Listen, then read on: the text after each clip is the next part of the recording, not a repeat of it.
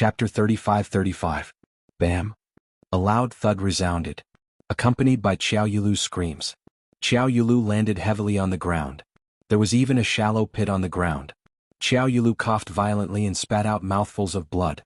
Yiqing Luo slowly retracted her leg and tilted her head, her eyes curved. Since you want to fight, why bother with so many fancy moves? Isn't it obvious that you are just standing there waiting for me to beat you? Qiao Yulu was so angry that her chest hurt even more when she heard this, and blood kept surging up. She opened her mouth several times, but all she spat out was a mouthful of blood. Qiao Yinyan? He really didn't know what kind of expression to use to face this matter. He originally thought that Luo wouldn't be Princess Yulu's opponent at all. Unexpectedly, Luo would take advantage of the time when Princess Yulu was still releasing her profound energy to directly kick her. Well, what Luo said did make sense. On the battlefield, the enemy wouldn't wait for you to release your profound energy. They would set up their formation and then fight with you openly. Lass, you are too valiant. Even Old Man Tsang in the Azure Dew bracelet was shocked by Yiqing Luo's actions. Old Man Tsang expressed that no matter where his daughter went, she would always be awesome. His heart was so tired. This realm couldn't be compared to Nirvana realm. Yiqing Luo's strength was indeed not the top in the realm, especially when facing Qiao Yulu. Qiao Yulu could become without embroiling city's mysterious fairy and dare to challenge the 15th grade sage profound genius Qiao Yinyan, which was enough to show that her strength was not below Qiao Yinyan. But Yiqing Luo's actions, Old Man Tsang couldn't help but facepalm.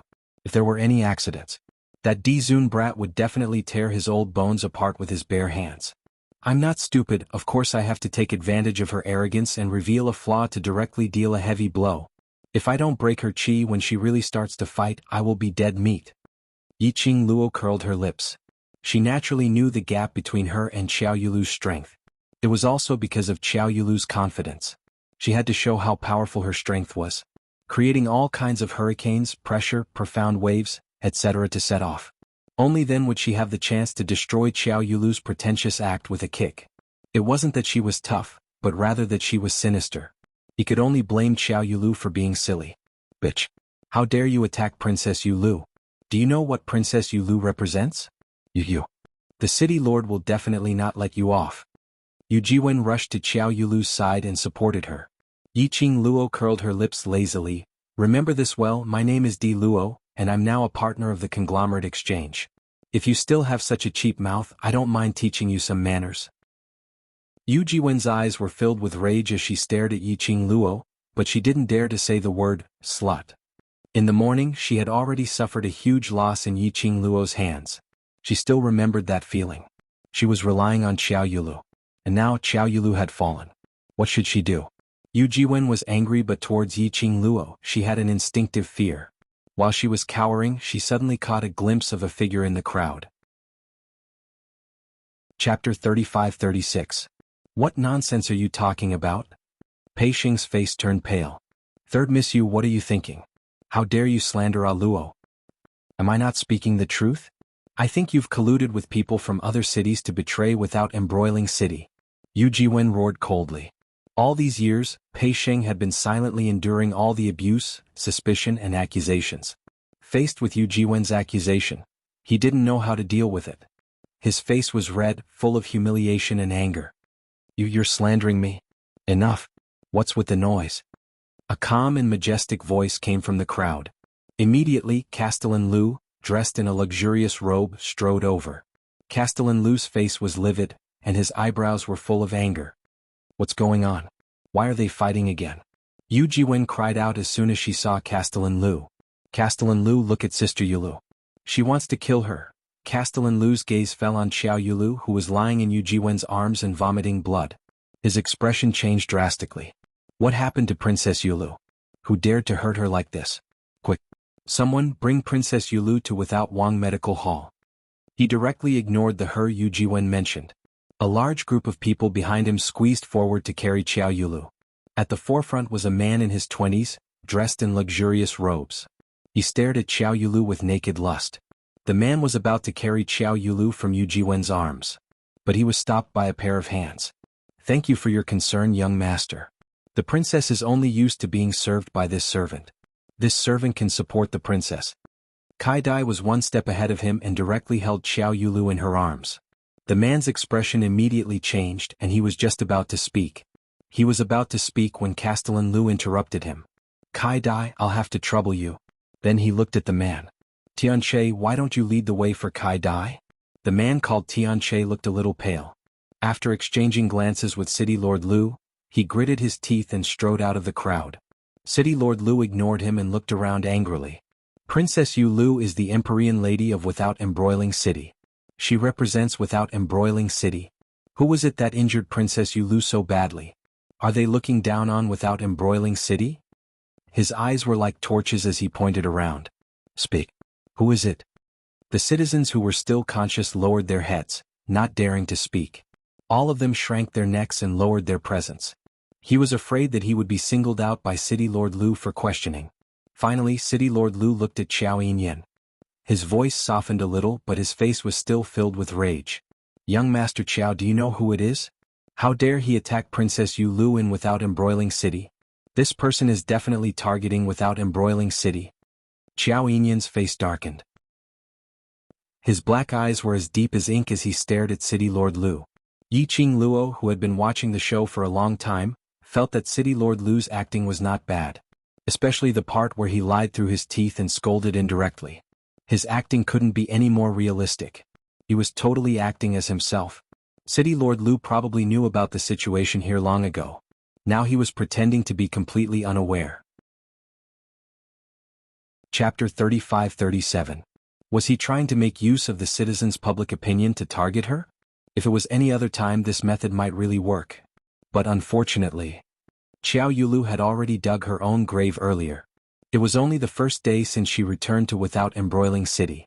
She hadn't gained enough favorable impression points in front of the citizens. She hadn't done anything that would make the citizens remember her in their hearts, touching them for a lifetime. She started to dig her own grave. The citizens didn't have any favorable impression towards this mysterious fairy. So how would she possibly react to City Lord Lu's hint? Would you be willing to follow a boss who treated you like an ant and didn't care about your life at all? No one was willing to be under someone else. Those who were willing to be under someone else was only because the other party had something that was worth it. Xiao Yulu didn't care about their lives. She even felt that even if they were to die, it would be their honor. Honor? Her face was filled with honor. They only wanted to live, not this honor. Because of this, no matter what Lord Lu was brainwashing them passionately, the citizens all kept a straight face and lowered their heads. Not willing to talk to City Lord Lu. Not daring to talk to him. Looking at City Lord Lu's gradually darkening face. Yiqing Luo crossed her arms and touched her chin with the other hand. The veil stuck to her contours and her eyes were filled with evilness. This City Lord Lu's ambition wasn't small. If she didn't see wrongly. That man who looked to be in his 20s and had regular facial features but exuded a sense of lust should be City Lord Lu's son. She specially paid attention to him earlier. That man and City Lord Lu's brows had some similarities. TSK. Knowing that there was a difference between a man and a woman, City Lord Lu even asked his son to carry Xiao Yulu to the medical hall in front of the citizens. Sima Zhao's intention was known to everyone. This City Lord Lu actually wanted Xiao Yulu to be his daughter-in-law. Under the watchful eyes of the public, Xiao Yulu was hugged intimately by City Lord Lu's son. Xiao Yulu's reputation would be completely ruined. Her life would be hung with Lu Tianche's name. Other than marrying Lu Tianche, she had no other choice. But the maid beside Xiao Yulu was quick-witted. However, if City Lord Lu wanted to, he was afraid that a maid wouldn't be able to stop his plan. If Xiao Yulu really got together with City Lord Lu's son, he felt that this show was quite exciting. Yiqing Luo mischievously thought. Young Master Qiao.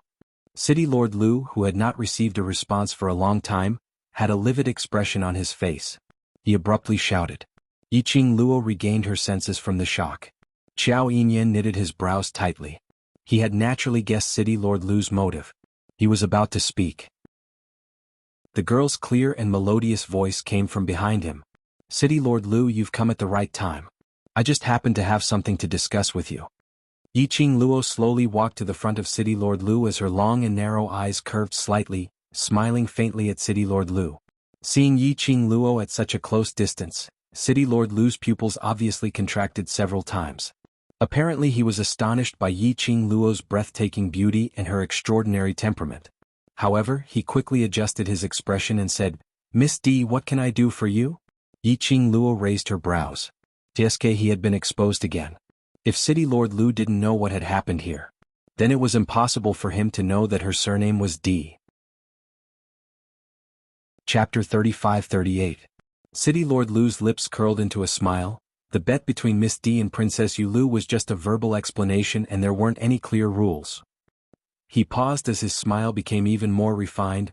Miss D mentioned breaking the bet rules. We have to see which part of the rules are broken. Yi Qing Luo? Sly old fox. He actually played word games with her in such a serious and shameless manner. No wonder in the 21st century, everything had to be written clearly in black and white. So angry, but she still had to maintain her smile. Yi Qing Luo smiled. Mysterious maiden brought people to the treasure gathering to create trouble, shouting to beat and kill, and even smashing the treasure exchange hall. Isn't that considered breaking the bet rules? City Lord Lu smiled as he looked at the treasure exchange hall and looked at Pei Xing. Boss Pei isn't injured and the treasure exchange hall isn't smashed. This city lord cannot just rely on Misty's one-sided words and suspect Princess Yulu. Yi Qing Luo? This ability to lie through one's teeth was really awesome. Yi Qing Luo was able to maintain her composure when she heard this. But Pei Xing couldn't hold it in. What one-sided words? I'm not injured and the treasure exchange wasn't smashed. That's because Luo protected me and the treasure exchange. You want evidence, isn't it? Look over there. Pei Xing pointed to the surroundings at those commoners who were injured because of Xiao Yulu. There were at least 100 of them lying on the ground. There were quite a number of them who were sitting weakly on the ground. Those people were injured by Princess Yulu. They are the witnesses. Pei Xing's eyes widened as he gritted his teeth in anger. City Lord Lu only swept a glance as his smile remained unchanged. Really?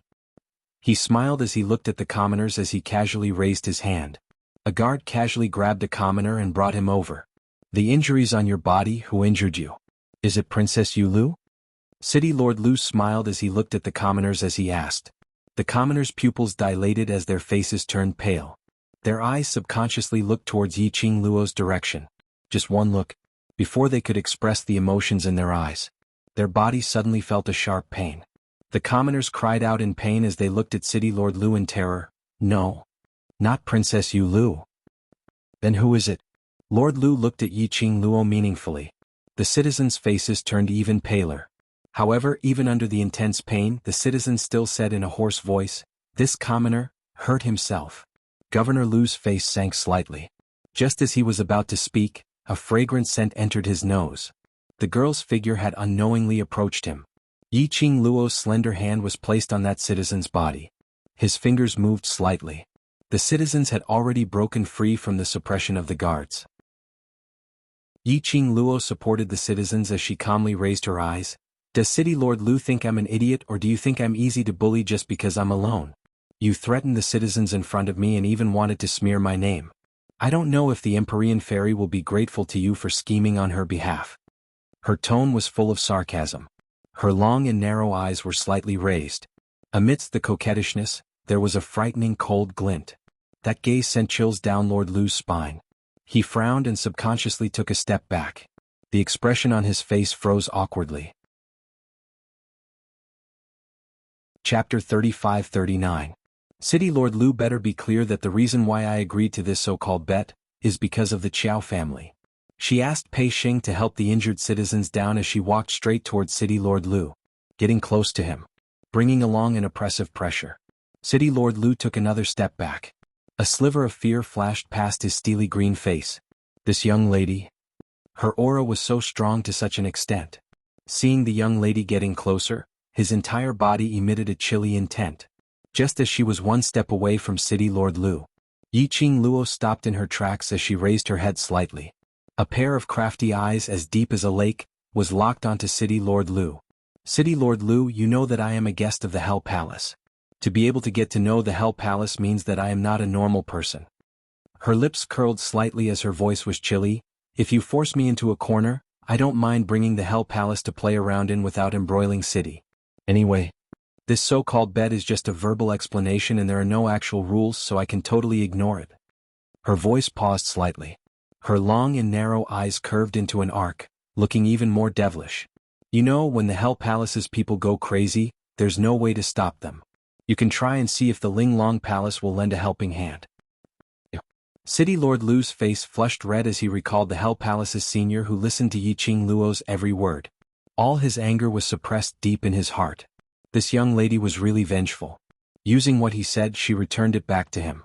Unfortunately, the powerhouse behind her was the Hell Palace, which no one dared to offend. City Lord Lu's face was steely green.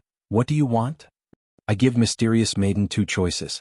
Yiqing Luo smiled as she raised one finger. First, Mysterious Maiden goes against the rules of the bet, which can be considered as losing the bet between us in advance. She admits defeat and does what she promised me. Make Xiao Yulu kneel down and shout 3 times that she was a waste? This was impossible. City Lord Lu pursed his lips as his face turned steely green. And the second choice? Second. Yiqing Luo raised up a finger once again. Mysterious Maiden will apologize for slandering Pei Sheng and slandering the treasures today, and guarantee that before the auction she will not commit any more mistakes. This bet I will be merciful. And continue to bet with her. Let Xiao Yulu apologize? That was impossible. How could Xiao Yulu choose between these 2 options? He seemed to have seen through City Lord Lu's thoughts. Yiqing Luo kindly reminded, if Mysterious Maiden hasn't given a choice by tomorrow morning, then I shall be merciful and help her make the 3rd choice, which is what I said earlier. Let the seniors from Hell Palace come to Without Embroiling City and enjoy City Lord Lu's hospitality. Yiqing Luo expressed that she was using her power to bully others. While Old Lai was not here. It felt good to use Old Lai's name to intimidate others. As expected. When she said the 3rd option, it was too late. City Lord Lu's eyes were ignited with anger as his steely green face stared at Yiqing Luo in shock. As though he couldn't wait to skin Yiqing Luo alive. Yiqing Luo shrugged her shoulders indifferently. City Lord Lu better go back and discuss with Mysterious Maiden first. Don't show such a scary look as though I've bullied you. Her slender fingers touched the corner of her lips as she covered her mouth and gave a light laugh. The veil was like a thin wing, which was even nicer to look at with her creamy fingers. Chapter 35-40. City Lord Lu was so infuriated that his entire body was tensed up.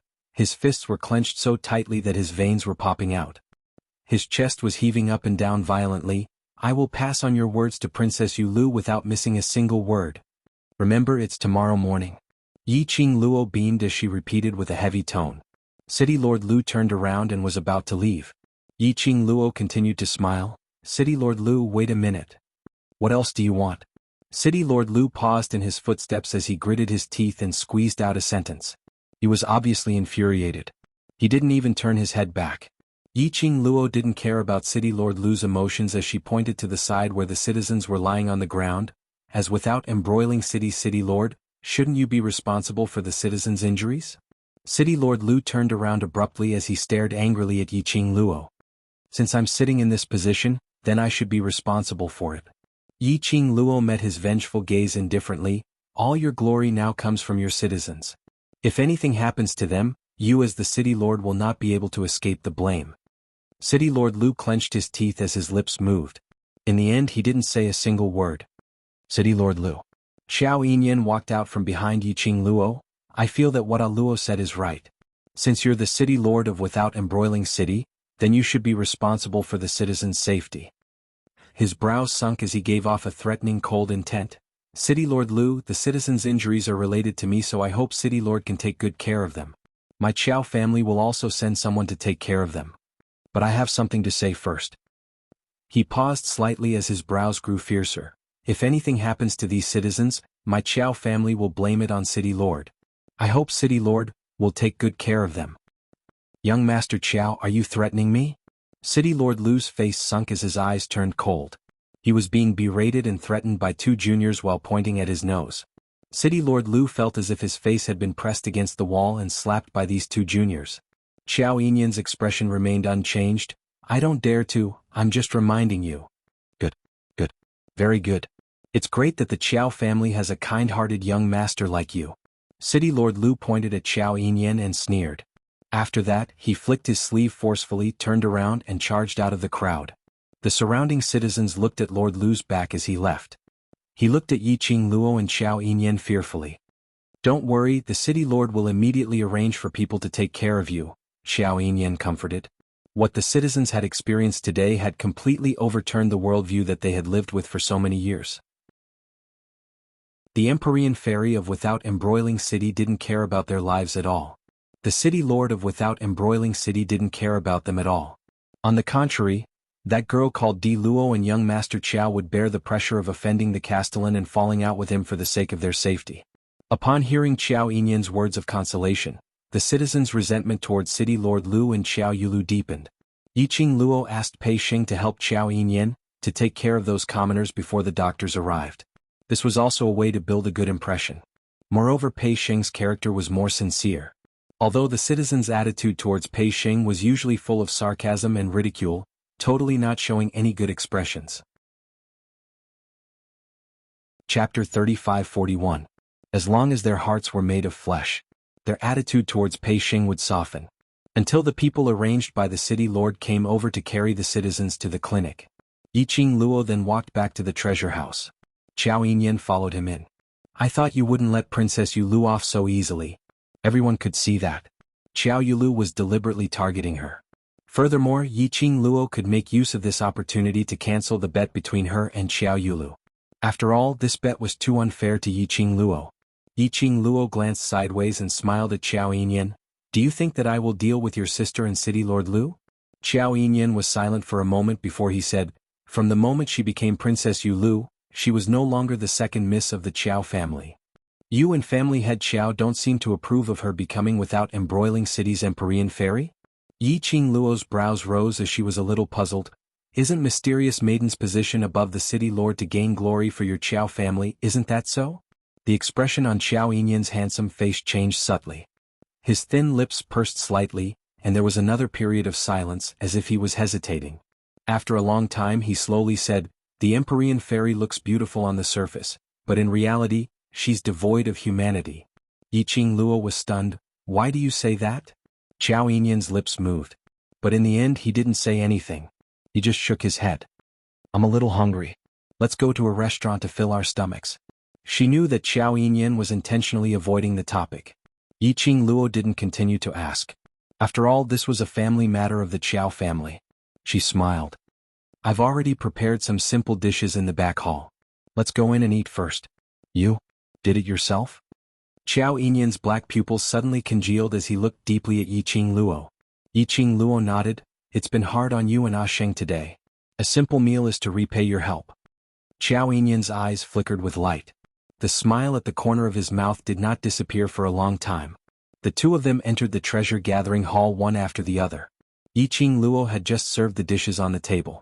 Gu Zishi and Old Lai came in with 2 big baskets of herbs. Gu Zishi put down the basket and wiped the sweat off her forehead. What's going on outside? Why are there so many citizens lying on the ground? Just as the words left his mouth, she suddenly stopped wiping her sweat. Could it be that Princess Yulu's side purposely sent people over to defame treasure gathering and accuse it of harming those citizens? Yiqing Luo passed both of them a cup of tea. This matter indeed has something to do with Mysterious Maiden and City Lord Lu, but it's not what you think. Gu Zishi took the teacup and drank it in one gulp. When she tasted the strange taste in the tea, a trace of astonishment flashed across her eyes. You added the powder of the elemental energy pill in the tea? Yes. Yiqing Luo put down the teapot. This elemental energy pill is personally refined by me. Its effect is different from the ones bought in the medicine shop. You've all worked hard today, replenish your energy well, you still have to be busy tomorrow. Gu Zishi nodded thoughtfully. Her vision paused on Chi-Chi, who was curled up on the chair with her eyes squinted, and that teapot. She then walked towards the dining table and casually pulled out a chair to sit down. Brother Sheng is outside taking care of those citizens. Did you ask him to go? Chapter 35-42. Gu Zishi's red lips moved, but eventually she lowered her head and didn't say a word.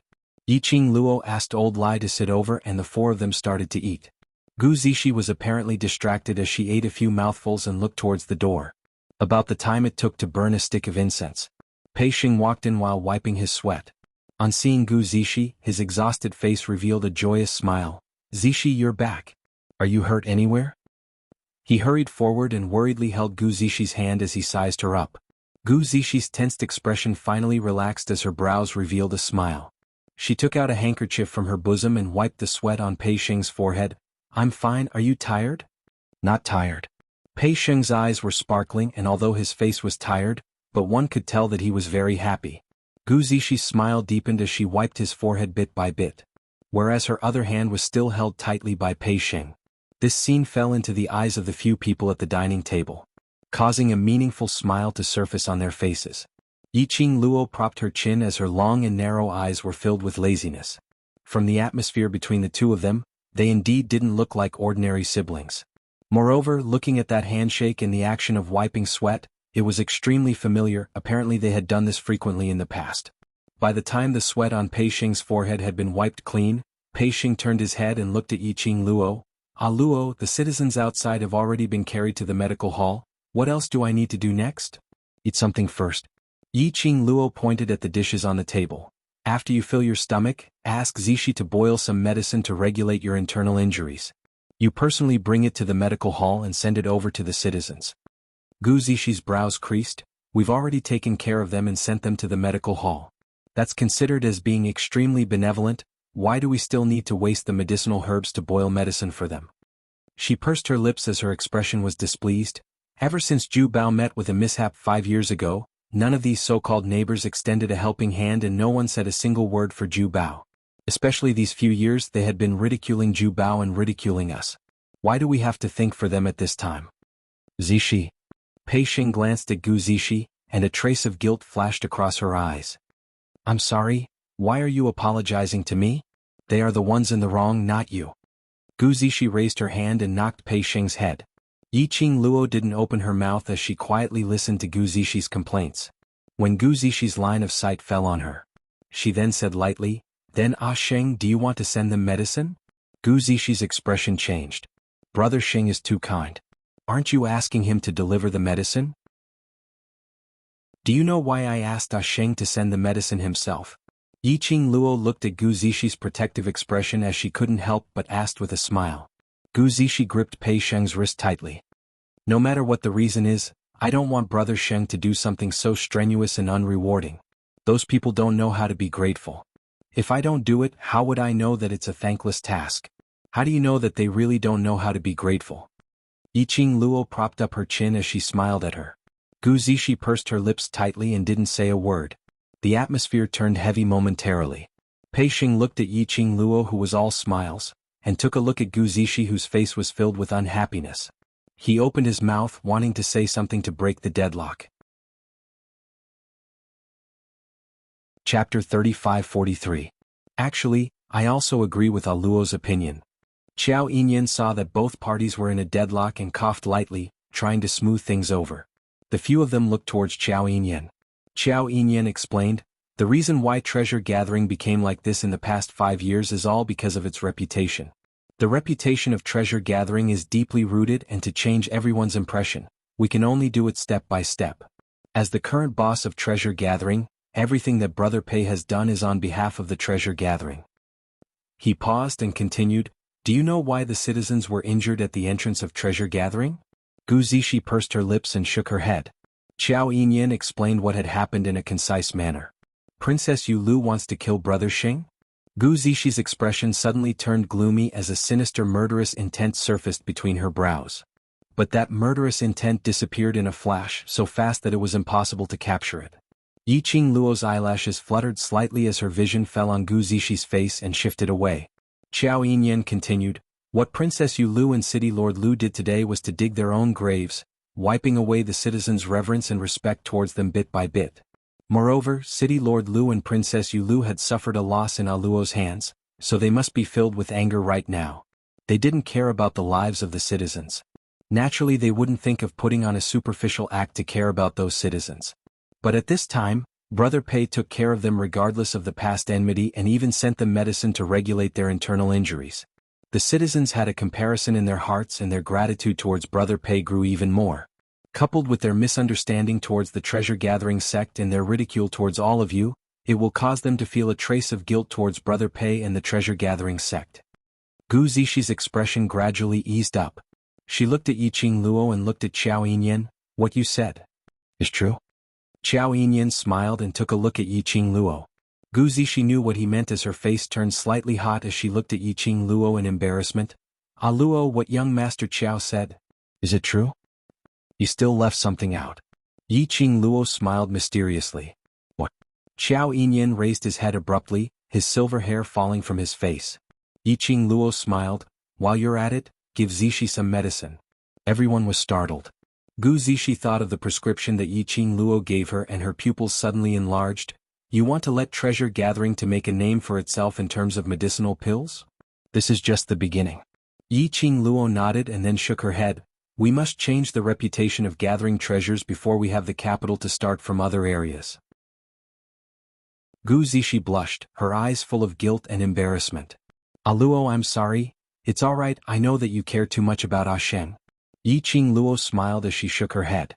Anyone could see Gu Zishi's feelings for Pei Sheng. Naturally, he couldn't bear to see Pei Sheng suffer any grievances. That was why he was so against Yi Qing Luo's suggestion. Of course, Yi Qing Luo wouldn't get angry at Gu Zishi because of this. The disturbance caused by the Empyrean Ferry and City Lord Lu has actually given us an excellent opportunity to turn things around. So, let's seize the time and make a good impression on them. Chapter 35-44. Looking at the energetic Yi Qing Luo, Xiao Yinyan pointed to himself. What about me? Yi Qing Luo smiled at him. Eldest young Master Qiao will of course return to the Qiao family to rest. Treasure gathering is too small, even old Lai and I don't have a place to sleep. Don't tell me eldest young Master Qiao wants to stay and share a bed with Sheng? Xiao Yinyan. He chose to reject. The two of them who were still eating, only reacted when they heard Yi Qing Luo's words.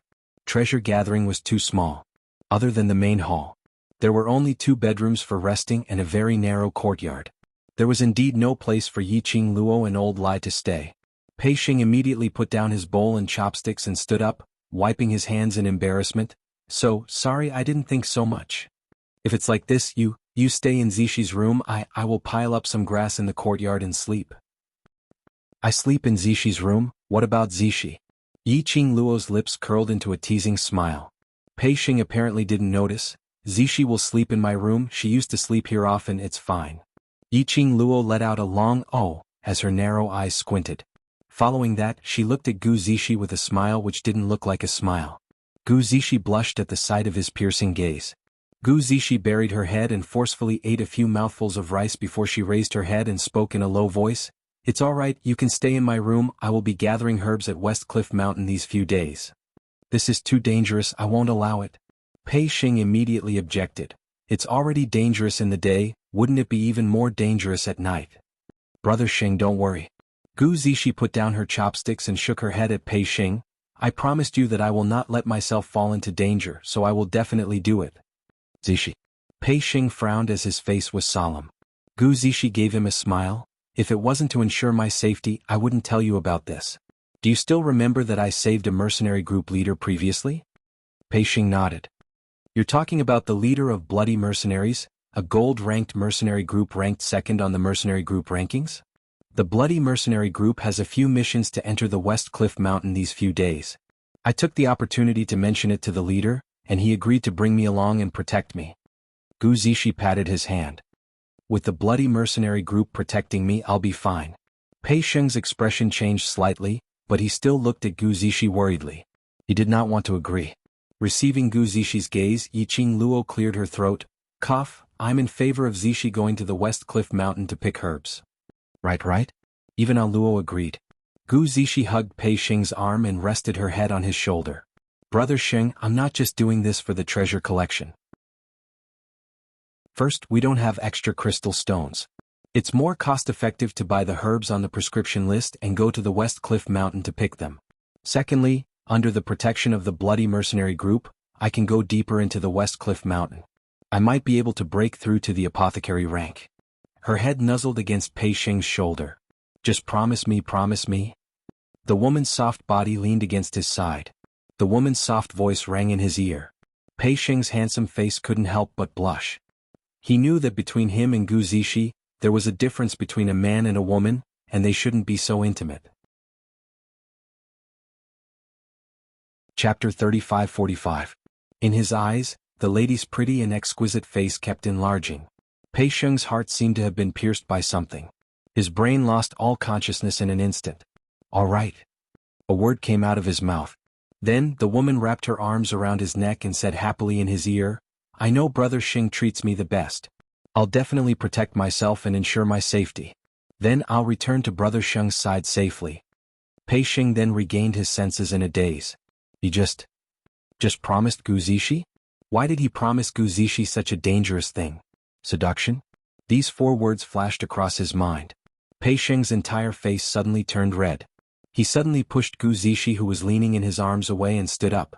His entire face was flushed red. Both hands were opened and clenched tightly, hanging awkwardly on both sides. He didn't even dare to look at Gu Zishi. I'm done eating, I'll go in and change first." Saying that, without waiting for Gu Zishi's response, he hurriedly rushed into the backyard. "Brother Xing." Gu Zishi chased up to him, but when she saw Pei Xing's back disappearing in front of her eyes, she stopped in her tracks. She stretched out her hand to hold Pei Xing's hand, but it slowly drooped down. Yiqing Luo walked over and patted her shoulder lightly. "We've waited for so many years, so there's no need to rush this moment. Now that he's able to realize that he's blushing in front of you, this also represents that the relationship between the both of you has taken a step forward." Gu Zishi was like a bird startled by the mere twang of a bough as she suddenly raised her head and took a step back. Her cheeks flushed red, her beautiful eyes were filled with shock as she looked at Yiqing Luo. "You? How did you know?" "The way you look at him, it's very obvious." Yiqing Luo couldn't help but laugh. "I've been through it, I know how you feel. You can't rush things, give him some time to adapt." "Been through it?" Gu Zishi was stunned. You look younger than me, don't tell me you're already betrothed?" When Gu Zishi asked this question, Gu Zishi's expression changed. Qiao Yinyan, who was sitting by the side, immediately looked over. His gaze was very obvious. The 2 women could feel it. Not just betrothed, she is. Lao Lai, who had eaten and drunk to his heart's content, clicked his tongue. Before he could finish, he was interrupted by Yiqing Luo. "I'm not married yet." "Not betrothed?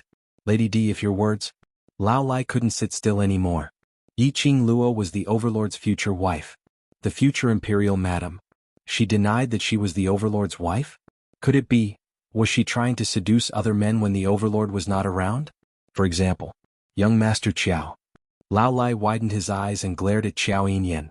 Under the black robe, the terrifying face was extremely twisted. Coupled with that sinister look in his eyes, it was even more terrifying. Qiao Yinyan, who was being stared at for no reason, was speechless. No matter how strong Qiao Yinyan's mental fortitude was. Looking at old Lai's face, which was full of terrifying cracks, he was a little startled. But most of his attention was still on Yiqing Luo. "Ah Luo, since you're not married, why do you say that you've been through it?" Yiqing Luo lowered her eyes and smiled lightly. "Because I know very well the feeling of liking someone." Gu Zishi and Qiao Yinyan were stunned. Chapter 35-46. When the young lady talked about liking someone, the lines on her face became extremely gentle. All the thorns on her body and that innate aura faded away.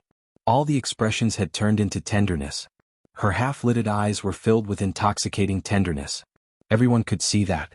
How deep and sincere was the young lady's love for the person she was talking about. That person is. Gu Zishi widened her eyes in surprise and looked at Yiqing Luo curiously. "He is my fiancé." Yiqing Luo smiled gently. "Fiancé?" Gu Zishi blushed. She was curious and surprised at the same time. Then she took a look at Qiao Yinyan. "A Luo had a fiancé. What about young Master Qiao?" But when Gu Zishi saw Qiao Yinyan, she didn't see any disappointment or shock on his face. Instead, he was very calm. Could it be that young Master Qiao's feelings for Ah Luo was not what she thought? Gu Zishi suppressed the doubts in her heart and asked Yiqing Luo curiously, "Where is your fiancé? Why isn't he by your side?" "We were temporarily separated due to some accidents. He is looking for me and I am also looking for him." Yiqing Luo raised her hand and rubbed Gu Zishi's head. "Look at me and then look at yourself. You can at least stay by Ah Sheng's side. Even if I want to see him now, I can't." Gu Zishi hugged her head. "You are not as old as me, are you trying to take advantage of me by rubbing my head? In terms of relationships, I have more experience than you, that means I am older than you." Yiqing Luo expressed that her age in her previous life and this life had completely crushed her. Gu Zishi couldn't beat her in an argument and couldn't be bothered to continue. She rubbed her messy hair and asked again, "How long have you been separated? Do you miss him?" "Separated?" Seems to have been a long time. After all, one day apart feels like 3 years. Yi Qing Luo hid the longing in her eyes. Yes, very much. They arrived at the boundary. She was thinking about Xian all the time. How could she not? As though she could hear the melancholy in Yi Qing Luo's tone, Gu Zishi stretched out her hand and hugged her. You both love each other so much, you will definitely be able to find each other. Of course we will find each other. Yi Qing Luo's eyes were filled with smiles, sparkling like stars. Lao Lai, who was sitting at the side, glared at Xiao Yinyan fiercely as if to show his loyalty. Did you hear that?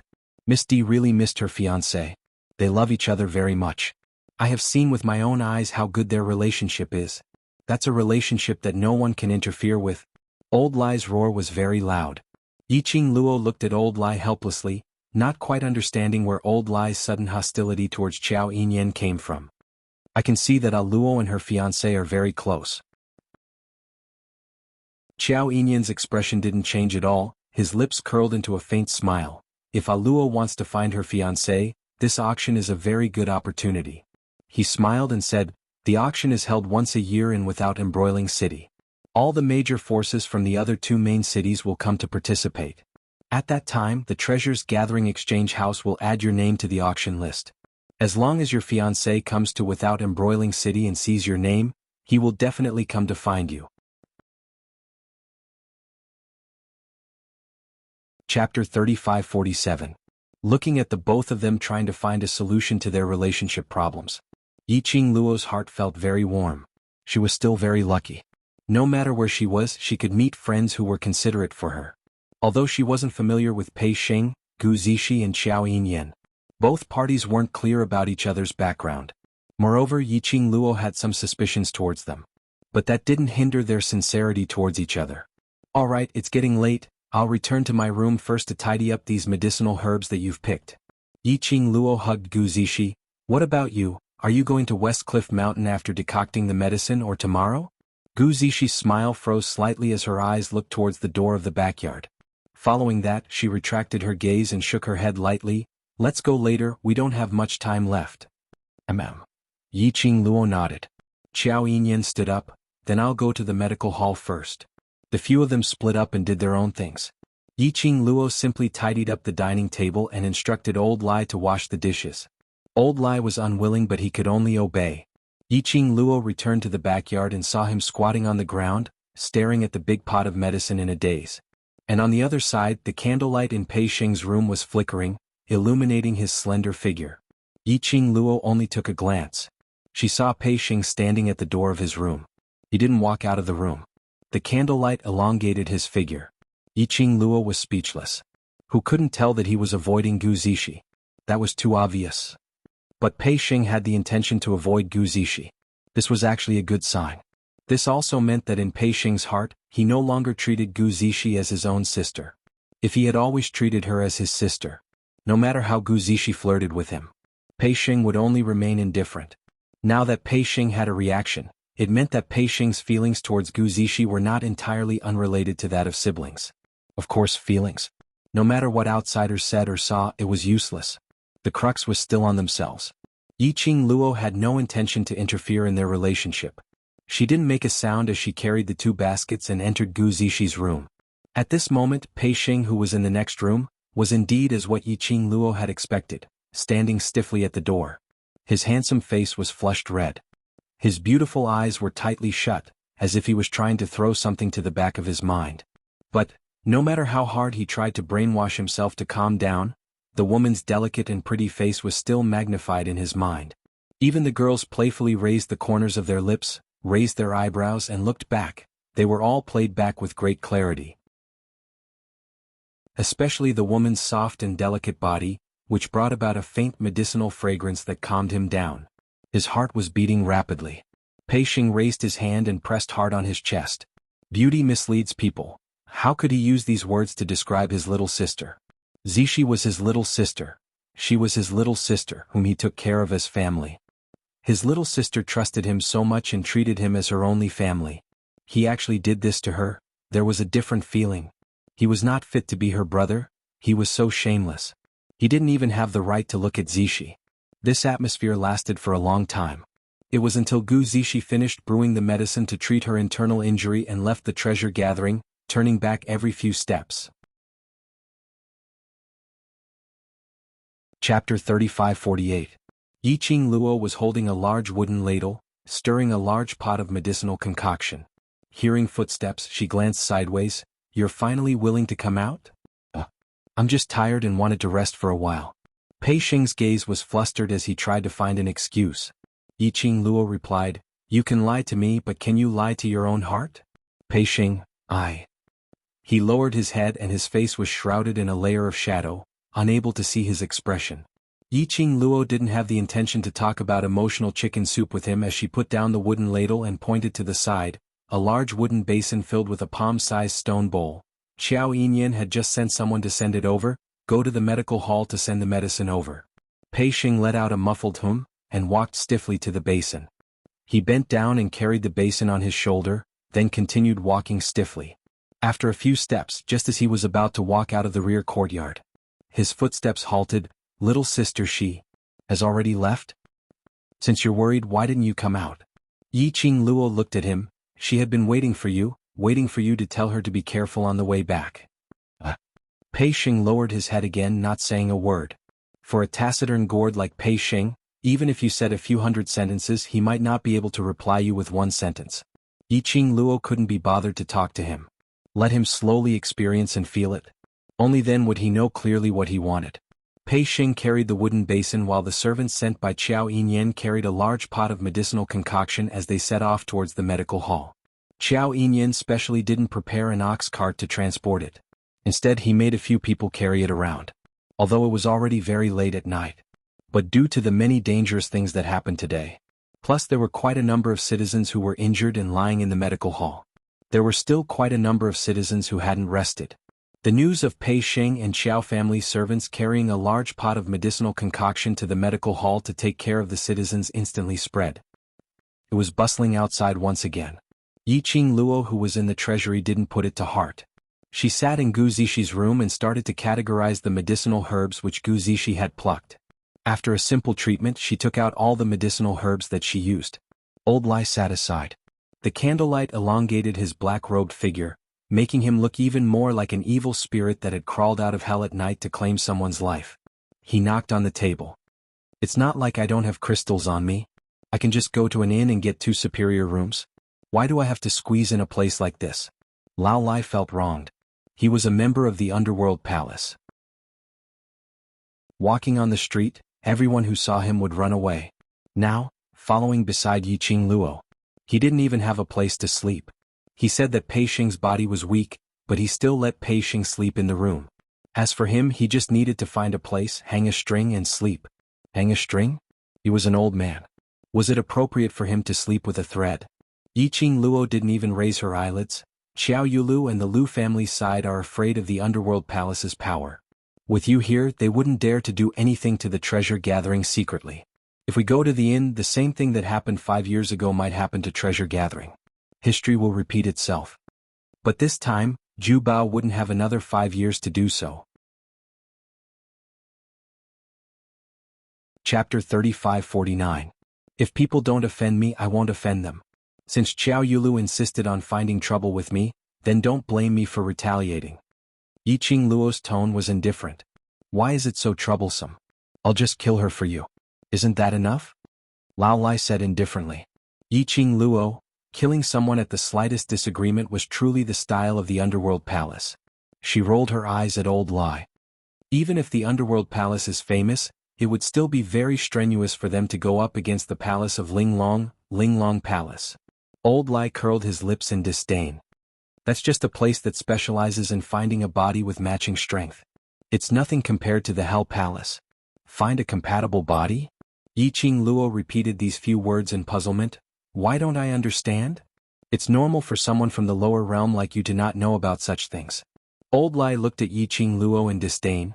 It said that the Earth domain is split into 3 main cities and each main city has a main city's mysterious maiden. To put it bluntly, those so-called 3 great mysterious fairies of the Earth realm are just puppets. Yet, those people are still very pleased with themselves and think that they have become the main envoys of the Earth realm's main cities. Puppet? Yi Qing Luo put down the herbs in her hands. She had always felt that the so-called Linglong Palace and the Empyrean Fairy were a little strange, especially after seeing Xiao Yulu. She felt that the Empyrean Fairy was very strange. According to Old Man Tsang, the Linglong Palace was equivalent to the Nirvana realm's 4 great sects. The Empyrean Fairy was equivalent to the sect masters of the 4 major sections. And the City Lord was equivalent to the royal family of the 4 continents of the Nirvana realm. However, in the Nirvana realm, the 4 great sects restricted each other and contributed to the continent they belonged to. But in the land, she had never heard of the Linglong Palace doing anything for the land. He had never heard of the use of the Empyrean Fairy. All she saw was Xiao Yulu acting domineeringly with her identity as the Empyrean Fairy. In particular, Xiao Yulu didn't even care about the lives of the citizens. This made Yi Qing Luo more suspicious. The reason why the Palace of Linglong chose the mysterious fairies, and the way the Palace of Linglong nurtured them. You won't understand even if I tell you. Anyway, Linglong Palace is not a good place. Just don't get involved with that kind of place. Lao Lai waved his hand and looked like he was too lazy to say more. Do you think the Linglong Palace's Empyrean maiden will let me off the hook? Yi Qing Luo tilted her head as she looked at the Linglong Palace with a smile which didn't look like a smile. You're still thinking of killing Xiao Yulu. Even if I don't want to get involved with the Linglong Palace, they will probably take the initiative to look for me. Old Lai's face twitched. When the Linglong Palace arrives, I'll tear those monsters apart. Yi Qing Luo sized up Old Lai from top to bottom. In the eyes of outsiders, your Hell Palace is also a group of monsters. How dare you say that about others? Old Lai rubbed the mottled scars on his face. The Underworld Palace is just a place that doesn't bother with trifles and isn't affected by the outside world. It's a free and arrogant life. How can you call us monsters? The Linglong Palace is the real monsters. Yi Qing Luo took a look at Old Lai's face and indicated that she couldn't bear to look at him as she shifted her gaze away. I'm very curious. Back then I brought the Overlord to create chaos in your Hell Palace and even killed your Hell Palace's people. But when you saw me, not only did you not treat me as an enemy, you even protected me in various ways and listened to my commands. She touched her chin. Has the Hell Palace changed their character or are they captivated by my peerless beauty?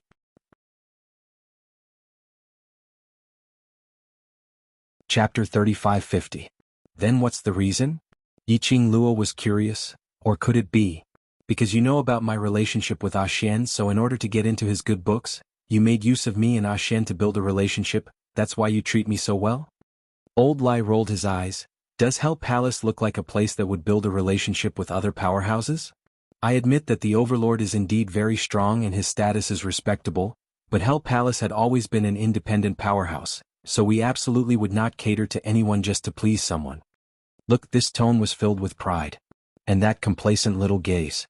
It was as though he couldn't wait to tell the entire world that his Hell Palace was different from those flirtatious sluts outside, just that elegant and refined. All right, although she didn't know much about Hell Palace. But Yi Qing Luo also admitted that Hell Palace indeed didn't look like they would lower their status just to please DMO Xian, to follow by her side. Thinking of this, Yi Qing Luo became even more curious. Then why on earth did you help me? You really don't remember? Old Lai's white brows creased. Yi Qing Luo propped her chin. What should I remember? Secluded Palace's people wanted to make use of Hell Palace to help them manufacture ghost flame candles. If it wasn't for you and the Overlord's help, I'm afraid the entire Hell Palace would have been reduced to ghost flame candles.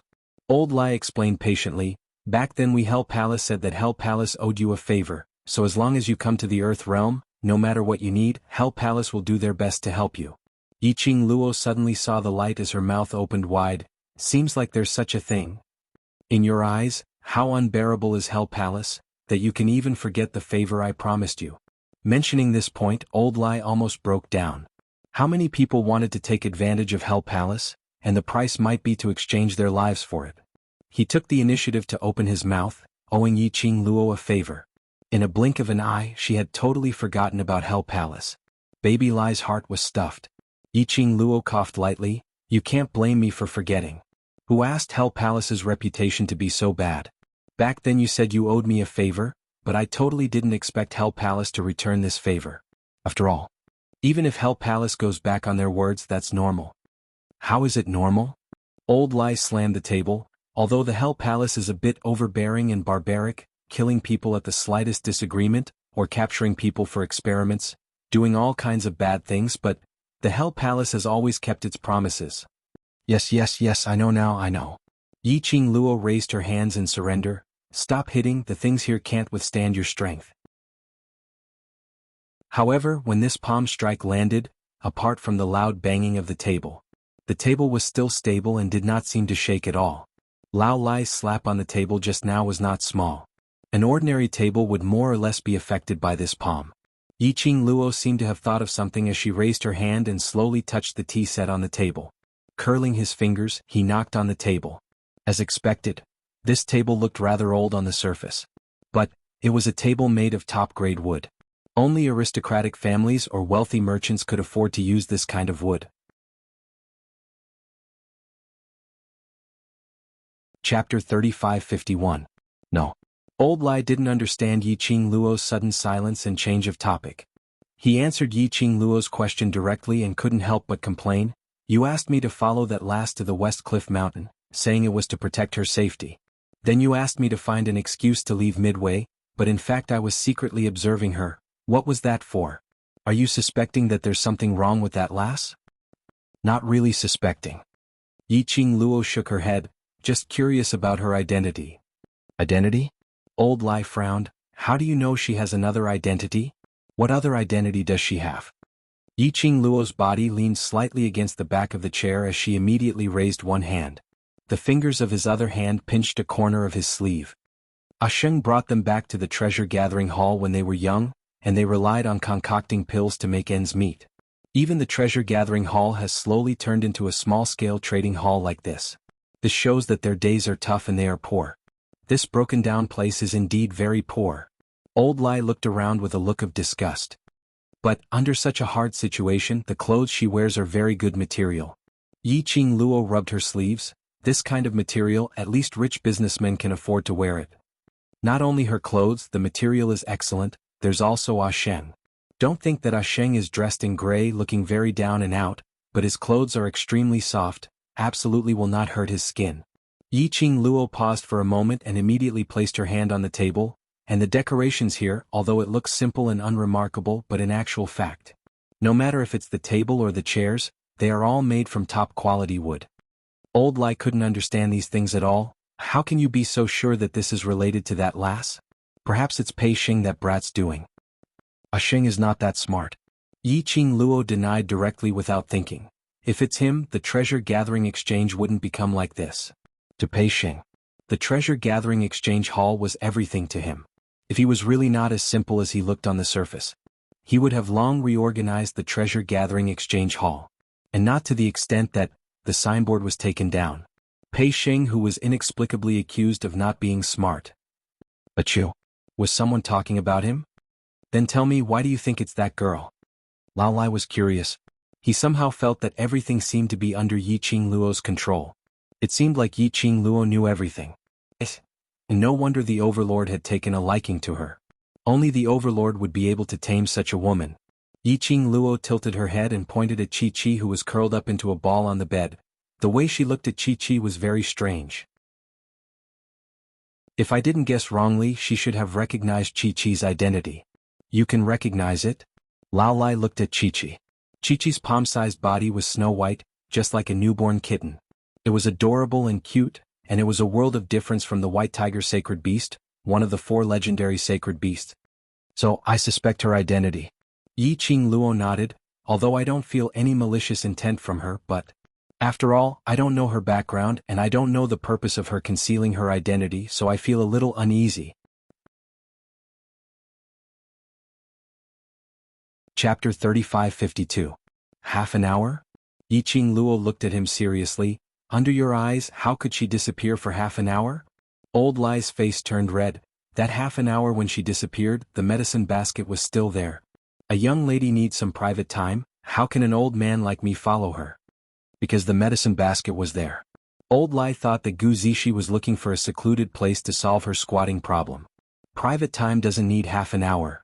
Yi Qing Luo squinted her eyes. She's such a young lady, to be able to live in peace in a place like West Cliff Mountain. She must have some secret there. She touched her chin. Can you help me investigate the relationship between the blood mercenary group and her? Old lie. He was from the Hell Palace. Now he had fallen to the stage of running errands for a young lass? Another stalker. Another investigator. What did she treat the Hell Palace as? Old lie expressed his disobedience. Yiqing Luo raised her brows. You still say you owe me a favor and that if I need anything, you will do your best to help me. I haven't even asked you to do anything and you're already showing an unwilling face. She paused for a moment, clicked her tongue and shook her head in disappointment. Indeed, you can't believe the Hell Palace's words. Old Lie's face turned steely green as he squeezed out 2 words, I go. He really shouldn't have told this little demoness the reason why he would help her. At least, this little demoness wouldn't order him around without any ill feelings. Old Lie expressed that if he knew that he would meet this demoness today, he would never come to Without Embroiling City. Looking at Old Lie's twisted face, that hideous scar on his face was squirming horribly. Yiqing Luo squinted her eyes as her pink lips curled into a big smile, nodding in satisfaction. Good boy. Old Lie's features became even more twisted. Young lady, aren't you afraid that I will go crazy and kill you? Yiqing Luo lowered her head and continued to work on the herbs. Then are you afraid that Xian will go crazy and destroy the Hell Palace? Bullying young lady. Old Lie gritted his teeth. Yiqing Luo replied, and bullying others is also a kind of ability. At least I have a backer who is willing to rely on me. Old Lie flicked his sleeves and left. Looking at Old Lie's disappearing figure, Yiqing Luo couldn't help but laugh. Old Lie's character was somewhat similar to teacher Guiyu. It was easier to deal with such a straightforward person. She smiled and hung her head. Time was running out. He had to hurry up and refine the item that he was going to use to turn the situation around tomorrow. In the medicine basket, there was still a large pile of messy herbs waiting for her to sort them out. Yiqing Luo took a deep breath and threw herself into the medicinal herbs. About an hour later. Yiqing Luo had finally tidied up the medicinal herbs in the 2 medicine baskets, and those medicinal herbs which were to be used were distributed to the side according to the proportion. What made Yiqing Luo astonished was that the quality of these medicinal herbs were not bad at all. Yiqing Luo indicated that West Cliff Mountain had successfully attracted her attention. Once everything was over, she would definitely go to the West Cliff Mountain and sweep it clean. The herbs stored in the Profound Phoenix Ring needed to be refurbished. Yiqing Luo packed all the medicinal herbs which she was going to use later into a medicinal basket and carried it directly to the bed. The lady's soft bed was instantly occupied by a large pile of medicinal herbs. Yiqing Luo sat at the head of the bed and with a jolt of her consciousness, these medicinal herbs were all brought into the azure dew bracelet. Old Man Song was suspended in midair, swinging his legs. Chapter 3553. Not medicinal pills. Yiqing Luo hugged the medicine basket and walked to the cauldron dragon's side. Then what do you want to refine? Old Man Song floated down, his nose twitched as he sniffed the herbs in the basket. Then he frowned. These herbs are to improve the skin and regulate the toxins in the body. What do you want to do? Yiqing Luo was busy with the preparation work in her hands as she replied, women's money is easy to earn. Women go crazy for their looks, even more crazy than those cultivators who want to improve their strength. Old Man Song. For a moment he felt speechless. In the 100-pill refining manual, there were all kinds of pill refining recipes. There were also a lot of beauty nourishing, physique improving, endocrine improving and body fragrance formulas. Refining beauty and nourishing ointment was much more reliable than refining elixirs that strengthened the body and raised profound energy. Most importantly, the herbs were relatively simple. And refining a pellet to raise profound strength, in a situation where there was no guarantee. Others might not believe in her pills. After the preparations were complete, Yiqing Luo then threw herself into refining the beauty nourishing ointment. The next morning, Yiqing Luo slowly poured the ointment into a sparkling white jade bottle from the cauldron dragon. The jade bottle was about the size of 2 fingers, transparent and radiating light. The pink ointment in the jade bottle seemed to be plated with a layer of color, very tempting. Yiqing Luo filled the ointment into 4 bottles. After finishing these, Old Man Song's voice sounded, "Lass, someone is approaching your room." Yiqing Luo put the jade bottle away and used her divine sense. She opened her eyes and coincidentally heard a knock on the door. "Ah Luo, are you awake?" Yiqing Luo got down from the bed piled with herbs and used her fingers to comb her loose black hair. "I'm up." She opened the door and saw a dirty Gu Zishi standing at the doorway. When she saw Yiqing Luo, her eyes brightened. "Ah Luo, did you succeed?" The woman was panting. Yiqing Luo also saw the sweat on her forehead. Obviously, Gu Zishi had rushed back early in the morning. It was probably to confirm whether she had successfully refined the beautifying ointment. After all, this was the only chance to save Ju Bao. Yiqing Luo took out a bottle. I've succeeded, I've refined 4 bottles, I'll take this bottle first to test the effect. 4 bottles? Gu Zishi's eyes widened. With those herbs, I can only make 2 portions of ointment at most. Yiqing Luo smiled. The proportion of medicinal herbs is absolutely not the slightest bit off, you can rest assured. Gu Zishi took the bottle, her hands trembling. Who should we find to test the effects? Judging from Ah Sheng's good impression of the citizens yesterday, it shouldn't be that difficult to find someone to test the effect. Yiqing Luo pondered for a moment. Let's do some publicity first, then find a lady with spots or pimples on her face to test it in public. At this point she touched her chin again and smiled evilly. It's best to blow it up. If Qiao Yulu is so angry that she rushes over to add more scenes, our free publicity will be secured. Gu Zishi, why did she feel that Ah Luo was getting more and more cunning? If Qiao Yulu knew that her role was just a publicity tool, she wondered if she would be so angry that she would vomit blood. Gu Zishi wiped her dirty face. I'll do it now. Chapter 3554. Gu Zishi realized that her appearance was in a mess as her gaze swiftly shot towards the tightly shut door next door. She was sure that Pei Xing hadn't seen her dirty and messy appearance. Then she speedily rushed into the room and closed the door. Yiqing Luo only realized that she was in a sorry state now? Yiqing Luo shook her head as she walked back to her room and started to wash up. By the time the both of them appeared in the main hall, Pei Xing had already prepared breakfast and was preparing it. Old Lai was already seated at the dining table and started to eat. Yiqing Luo's vision fell onto the other side of the dining table, on the man who was drinking his tea elegantly. Why are you here so early in the morning? Qiao Yinyan calmly put down his teacup. I want to see what you are going to use to let treasure gathering obtain the honor of the best trading house. Yiqing Luo didn't reply as she pulled Gu Zishi, whose head was hung low, not knowing what she was thinking about, to sit by the dining table. Pei Xing hurriedly filled a bowl of porridge and placed it in front of Yiqing Luo. Immediately after, he filled another bowl and placed it in front of Gu Zishi. Gu Zishi coincidentally raised her hand to take the wooden chopsticks on the table. He raised his hand and touched Pei Xing's hand. Pei Xing's hand shook as he speedily put down the porridge and retracted his hand. That handsome face with his drooping eyes drifted erratically. Gu Zishi's pupils contracted as she stood up abruptly and speedily held Pei Xing's hand. Her fair little hand held the man's big palm tightly. Although Pei Xing looked extremely slender, but his palm was half the size of Gu Zishi's. Gu Zishi used both her hands to hold Pei Xing's hand tightly. Your hand, why is it so cold? Gu Zishi asked worriedly. Did you keep watch at the medical hall for the entire night? The lady's soft hand was as smooth as silk. It even carried a lady's unique fragrance. Pei Xing only felt that the pair of hands which was holding him was like a ball of raging fire, burning incessantly. His heart was being burnt by this raging fire as his heart started to beat wildly. What on earth was going on? In the past, no matter how intimate the both of them were, he wouldn't feel any inappropriateness or discomfort. What? Now, as long as his little sister got close to him, he couldn't control his own body, his own thoughts? Was it because there were other people around? Or, without hesitation, Pei Xing quickly withdrew her hand from Gu Zishi's grasp. He lowered his head and said in a low voice, I'm fine. Don't worry. Hurry up and have your breakfast. Gu Zishi was stunned. She looked down at her hands that had been freed, and her eyelashes trembled slightly. He raised his head and stared at Pei Xing. However, Pei Xing averted her gaze, not daring to look at her. She even went straight to the backyard. I'm going to prepare the decoction and send it to the clinic later. After saying that, he rushed into the backyard. Gu Zishi stared at Pei Xing's departing figure with an indescribably subtle expression on her face.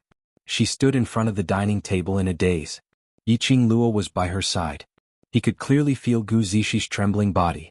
Yiqing Luo sighed as she stretched out her hand to pull Gu Zishi's sleeve and pressed her down on the chair.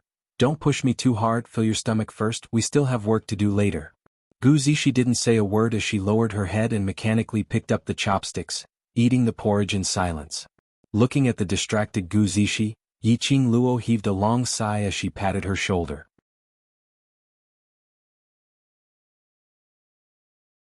Chapter 3555. Qiao Yinyan shook his head. I'm not sure about that. Why are you looking for a woman with a scar on her face? Publicity. Yi Qingluo replied. Qiao Yinyan paused for a moment, a trace of surprise appearing on his face. The item you want to bid on at the auction is something that can remove marks from a woman's face?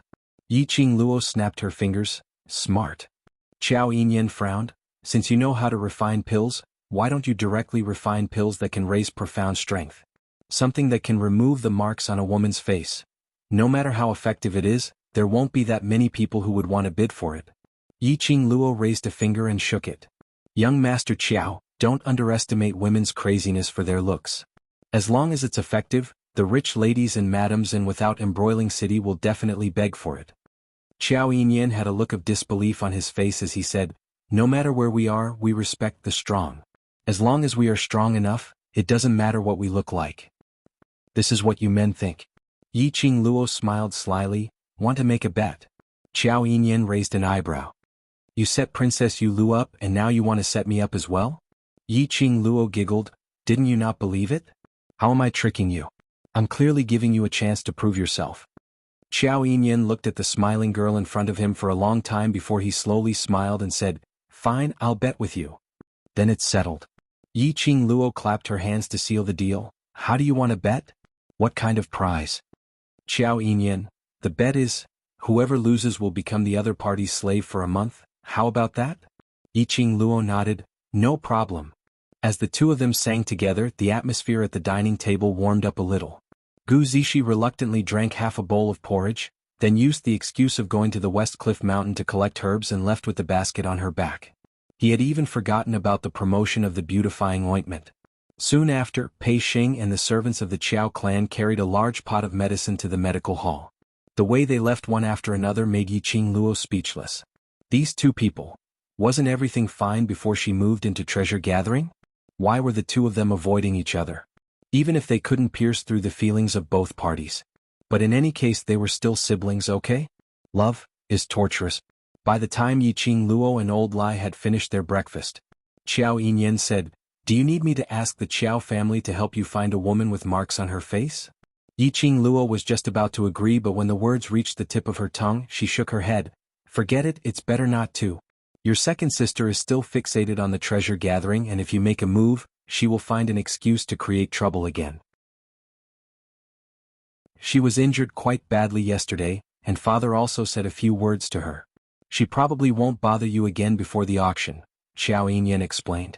When Yi Qingluo heard that, the expression on her face congealed slightly as her lips curled into a crafty cold arc. She narrowed her eyes and there was a glint in her eyes. It embellished a cunning and bottomless starry sky. What kind of wicked idea did you come up with? Qiao Yinyan felt a chill run down his spine from the smile and the look in her eyes. Yi Qingluo propped her chin with one hand and smiled very innocently. I just suddenly thought of a strong publicity method that can absolutely make the beautifying ointment famous. Qiao Yinyan said, I feel that this method of yours will cause someone to suffer.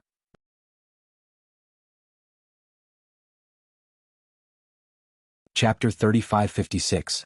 Yi Qingluo carried the 3 bottles of beauty ointment as she walked out of the treasure-gathering hall.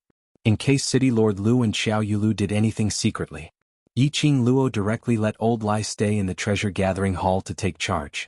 After that, she and Qiao Yinyan headed towards the direction of the medical hall. The minute they reached the medical hall, Yi Qingluo saw the entrance of the medical hall surrounded by hundreds of citizens. When they saw Yi Qingluo and Xiao Yinyan, they automatically opened up a path for them to enter. Yi Qingluo's brows rose as she exchanged glances with Qiao Yinyan. She was now a member of the treasure-gathering hall and had offended without embroiling city's mysterious maiden, injuring her. When the citizens saw her, they were filled with respect. There was no longer the disgust they had when they looked at her previously. Such a change. Which explained it perfectly. Yesterday Xiao Yulu's action of courting death had successfully courted her own death. And she made use of this matter to increase Pei Xing's favorable impression, which was the right thing to do. At least for now, the scale in the citizens' hearts had already leaned towards their side. Yi Qingluo and Xiao Yinyan walked into the medical hall and saw Pei Xing carrying the medicinal concoction, running back and forth.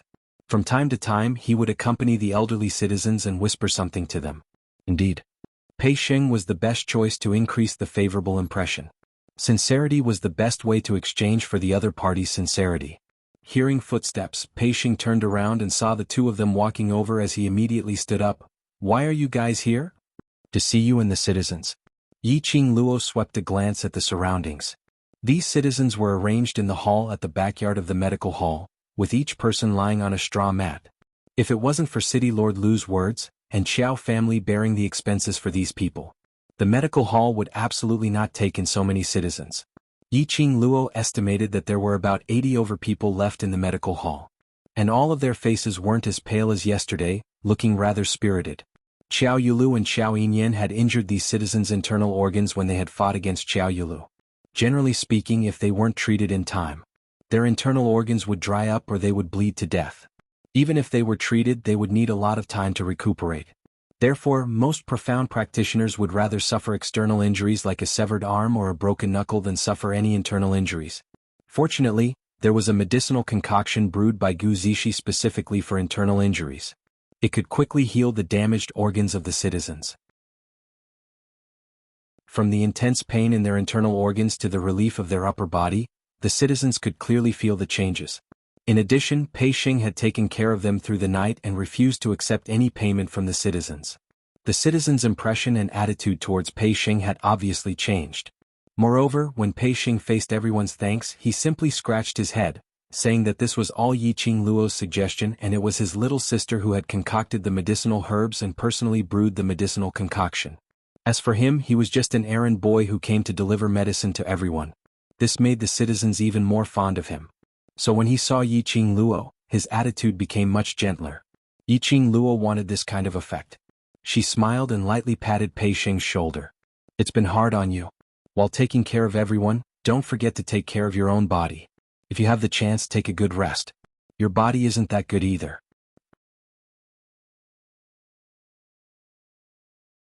Chapter 3557. Yi Qing Luo's voice wasn't loud, but it wasn't considered soft as everyone in the hall could hear her. The citizens all looked over. Pei Sheng's handsome face congealed slightly as he lowered his head. "I know, I will take note." Yi Qing Luo patted his shoulder. "Look at the dark circles under your eyelids and you still say you will take note. If you don't rest, the person lying in the medical hall will be you." Pei Sheng opened his mouth and wanted to rebuke. Before he could say anything, he met with the young lady's bright eyes. He was stunned as his voice was stuck in his throat. He saw the young lady walking past him and into the middle of the hall. Her temperament was outstanding, and even though she was masked with a veil, it was still extremely eye-catching. The citizens' gazes were uncontrollably congealed on her. When Yi Qing Luo walked into the main hall, her bewitching eyes smiled as she looked at the crowd. "If any of you are not feeling well, you can ask me. I'm an alchemist and I can take care of you. Let Ashingo take a rest first, his body isn't very well." The citizens looked at Pei Sheng's pale complexion and the dark circles under his eyes and hurriedly said, no matter, we don't need to take special care. Boss Pei, hurry and take a rest, you can't waste your body like this. There's only 4 days left for the auction. As the boss of the Treasure Exchange Hall, you must perk up. We're fine, there's no need to specially make a trip to send us medicine. That's right, these medicines, the doctors in the medical hall all said that this is a top-grade medicine for treating internal injuries. It's a waste for us to drink it. The Treasure Exchange Hall is about to take part in the auction and your lives are usually very tight. Don't waste the medicinal herbs for us. The citizens started to speak out one by one and their tone was filled with gratitude and concern towards Pei Sheng. Actually, everyone was mutual. If you treat me well, I'll treat you twice as well. Treating people sincerely would always be reciprocated. These citizens might have hurt Pei Sheng, hurt the Treasure Exchange Hall before. But this was also human nature. No matter if the matter 5 years ago, the Treasure Exchange Hall embezzled and cheated the best trading house's honor was true or false. The citizens didn't mind. They might want to believe in the Treasure Exchange Hall. But they were also afraid of what if. Humans were like this, afraid of hurting themselves and hurting their own interests. Naturally, they would avoid this what if. But now the citizens' attitude towards Pei Sheng had changed. It was because he believed in Pei Sheng's character. He had personally verified Pei Sheng's character.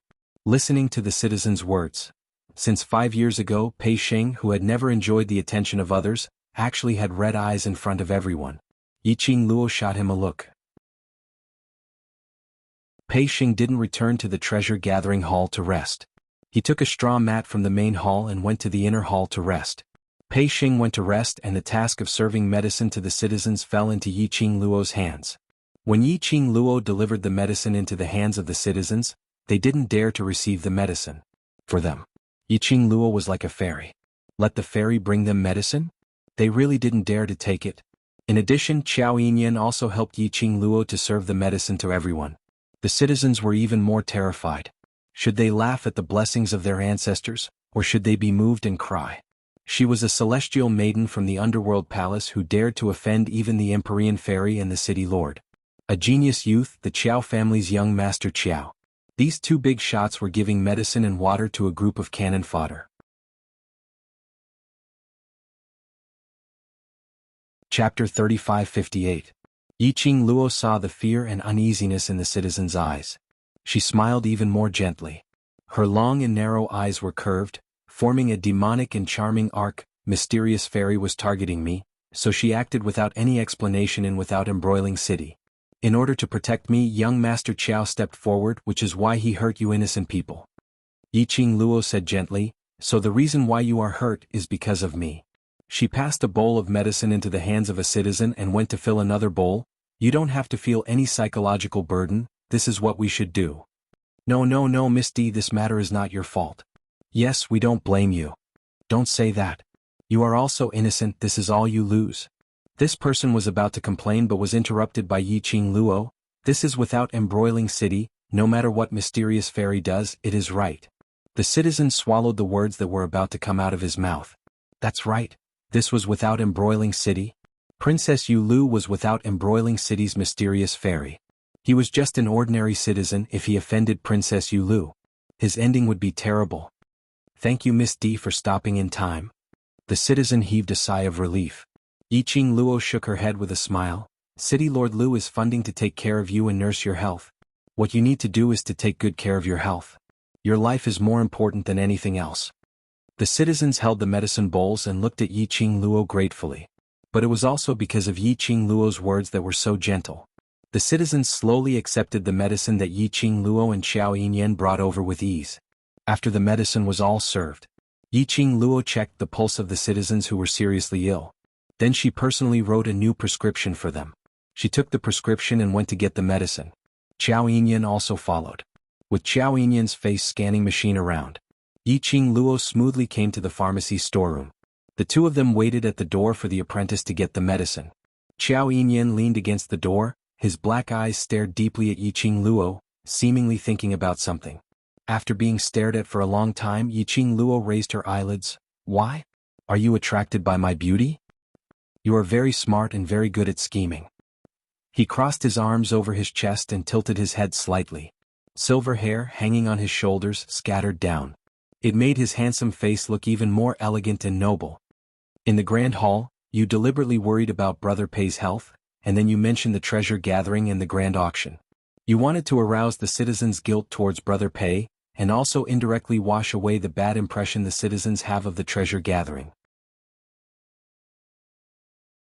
You took care of them personally and pretended to be gentle so that the citizens would believe you. Therefore, when your skin beautifying cream appears, not only will they not question it, they'll even protect you. Qiao Yinyan paused and looked at her with a burning gaze. There was a faint smile on his face. Am I right? Can't I really worry about Ah Sheng's health? Can't I take care of them? Also, why am I not gentle? Do I need to pretend to be gentle? Yi Qing Luo stared at him. Where's the trust between people? Can you trust me a little more and be less suspicious? Qiao Yinyan looked at her for some time and decisively shook his head. Towards you I can't. Yi Qing Luo. Don't say it as if he knew her very well. At this moment, the pharmacy's apprentice had already brought out the medicine. Yi Qing Luo took the medicine bag and walked towards the place where the medicine was brewed. Chapter 35-59. But Ah Luo. He paused as his voice deepened. You just need to remember one thing, no matter what, I will help you. Yi Qing Luo paused as she frowned slightly. Between her and Qiao Yinyan, they had only known each other for a day. But somehow she felt that Qiao Yinyan's attitude towards her was too special. In the span of a day and without embroiling city, Yiqing Luo more or less understood from the citizens' discussions. Qiao Yinyan, this person, although he treated people gently and politely, but he exuded a faint sense of alienation. His figure was outstanding, his aura was imposing, making people unable to approach him. Why? Was he treating her so differently? Fell in love at first sight? No, no, no. This was impossible. Qiao Yinyan's attitude towards her was very subtle, but it didn't seem like liking her. Or was it really like what he said, he just wanted to make friends with her? Make friends? One must know when the two of them first met. She still looked like a disheveled beggar, carried away by Qiao Yulu's maid. Just like this. She could even attract Qiao Yinyan's gaze, making him think, hey, disheveled little beggar, your disheveled look has successfully attracted the attention of this young master? This thought flashed across Yiqing Luo's mind. Yiqing Luo hugged her arms and shivered. Damn it. Simply too terrifying. She didn't even turn her head back as she carried the medicine bag and walked forward quickly.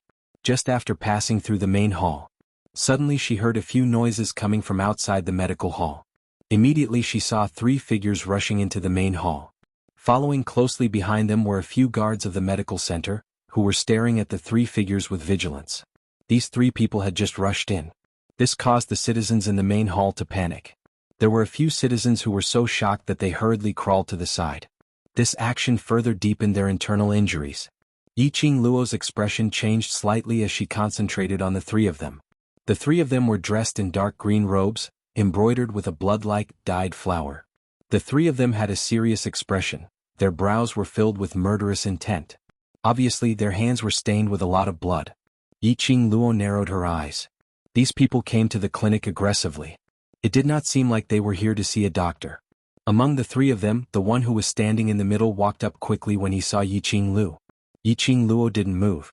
Behind her, the citizens sucked in a breath of cold air and whispered to her to leave.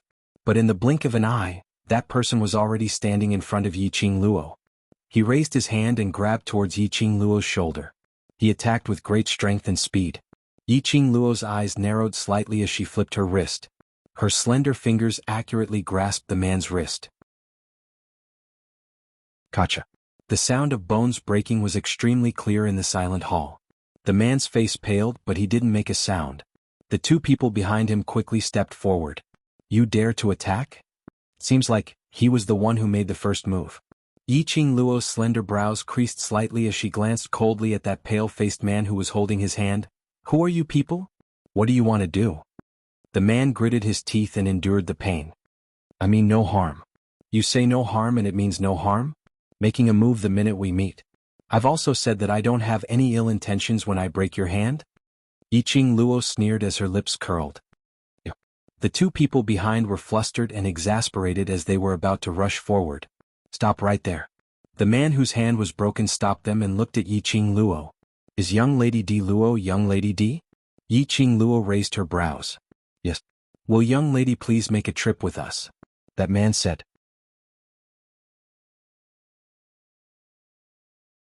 Chapter 3560. Yiqing Luo couldn't help but laughed. If you want to politely invite me to follow you, shouldn't you introduce yourself first? Those few people exchanged glances but didn't reply.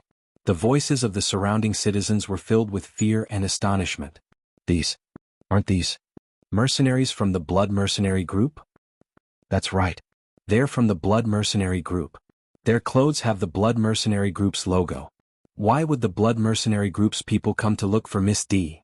Could it be that Princess Yulu had invited the Blood Mercenary Group for help?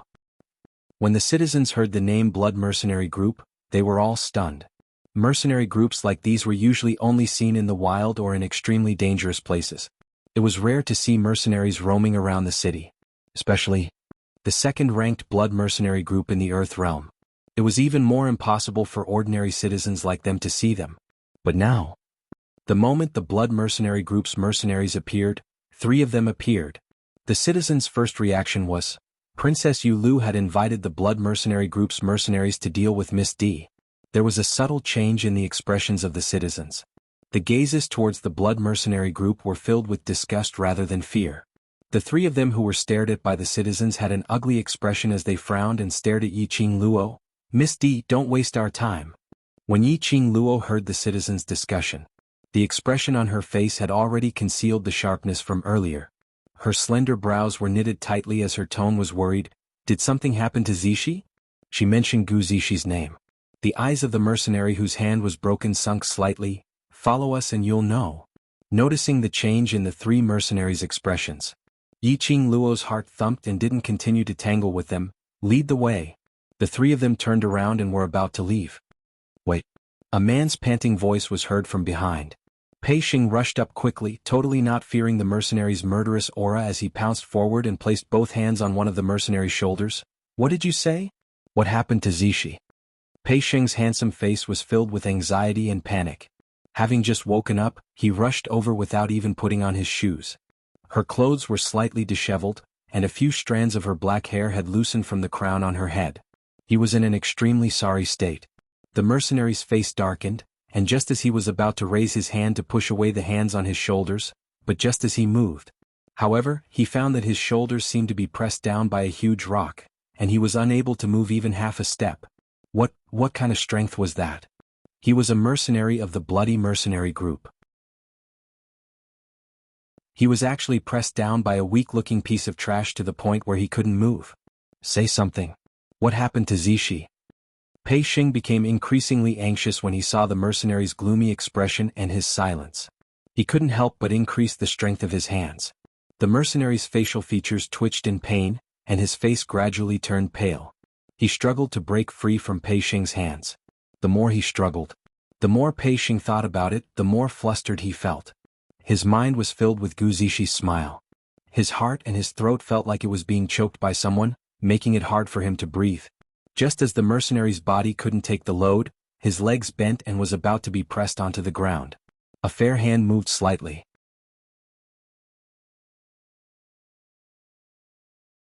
Chapter 3561. That profound energy had no attack power at all. But it made Pei Xing move his hands away from the mercenary's shoulders. Ah Sheng, calm down. Yiqing Luo walked up and blocked Pei Xing's body. Let's follow them to take a look. Pei Xing looked extremely dejected. When his hands left the mercenary's body, his slender body staggered a few steps back. I can't calm down. Zishi. She went to such a dangerous place like West Cliff Mountain because of me? If anything happens to her, I will never forgive myself. He muttered softly. His voice was slightly choked. Don't guess blindly, the Blood Mercenary Group didn't say anything happened to Zishi. Yiqing Luo sighed and looked at the three mercenaries. Lead the way. The three mercenaries looked at each other with an ugly expression and quickly turned to leave the clinic. Pei Xing hurriedly chased after them. Yiqing Luo instructed the citizens and passed the medicine bag to the medical hall's apprentice as she followed up behind them. She had just reached the entrance when she saw Qiao Yinyan following her. She paused her footsteps. Don't follow me. Qiao Yinyan shook his head. Miss Gu followed the Blood Mercenary Group to West Cliff Mountain. Now that they are here, it must be related to Miss Gu. West Cliff Mountain is too dangerous, I have to follow you. Go back to the treasure gathering and ask Old Lai to rush to West Cliff Mountain. Yiqing Luo wasn't sure if the Blood Mercenary Group had been bribed by Qiao Yulu and deliberately set up a trap, so it was better to let Old Lai come over. Even without the seniors from the Hell Palace, I can still protect you. Qiao Yinyan replied seriously. Yiqing Luo pursed her lips. Because of Qiao Yulu, I already have a subtle relationship with the Qiao family. You are the eldest young master of the Qiao family. If anything happens to you because of me, Master Qiao will not let me off. No. Qiao Yinyan replied without any hesitation. Yiqing Luo raised her brows. Are you so sure? Qiao Yinyan nodded. No matter what happens to me, I am willing to do it. Father will not blame you for this, absolutely not. Yiqing Luo. She felt a shiver when she heard these words from Qiao Yinyan's mouth. Willingly? Why does it sound like something a pitiful male antagonist would say to the female lead? Yiqing Luo took a deep breath and rubbed her arms. You don't mind, but I mind. I don't want to be involved with the Qiao family in any way. As she walked out of the clinic, she continued, to be honest, I don't mind being friends with you, but I don't need more progress. If Qiao Yinyan suffered some kind of injury because of her, even if family head Qiao really didn't care, she Yiqing Luo still owed the Qiao family a favor. He would still be involved with the Qiao family. The Qiao family was a large family that coexisted with City Lord Lu's faction in Without Embroiling City. Once he was tainted by this kind of aristocratic family, it would be very troublesome. Her only goal now was to find Diamo Xian. Then they would search for her biological parents. Qiao Yinyan didn't reply. Behind him, there was no sound of footsteps following. Yiqing Luo didn't turn back as she walked straight ahead. He had only taken a few steps. Qiao Yinyan's somewhat hoarse voice came from behind her. Do you love him very much? Yiqing Luo's footsteps stopped abruptly as she frowned. She didn't quite understand the meaning behind Qiao Yinyan's question. But she didn't have any hesitation.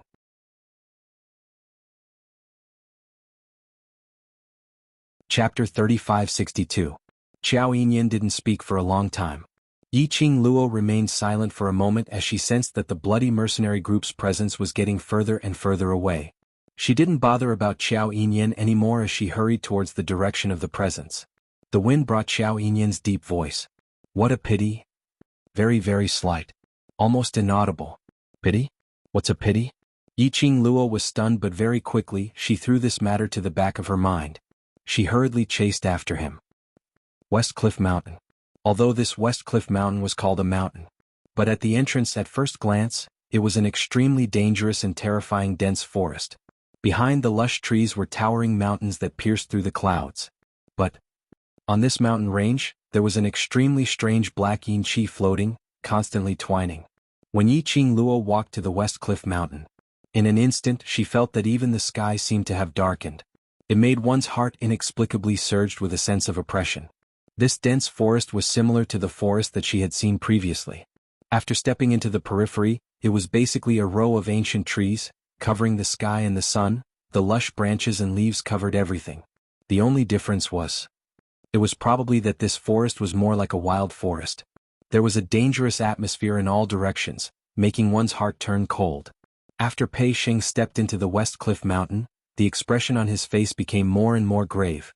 His hands that were hanging by his side, clenched and clenched from time to time.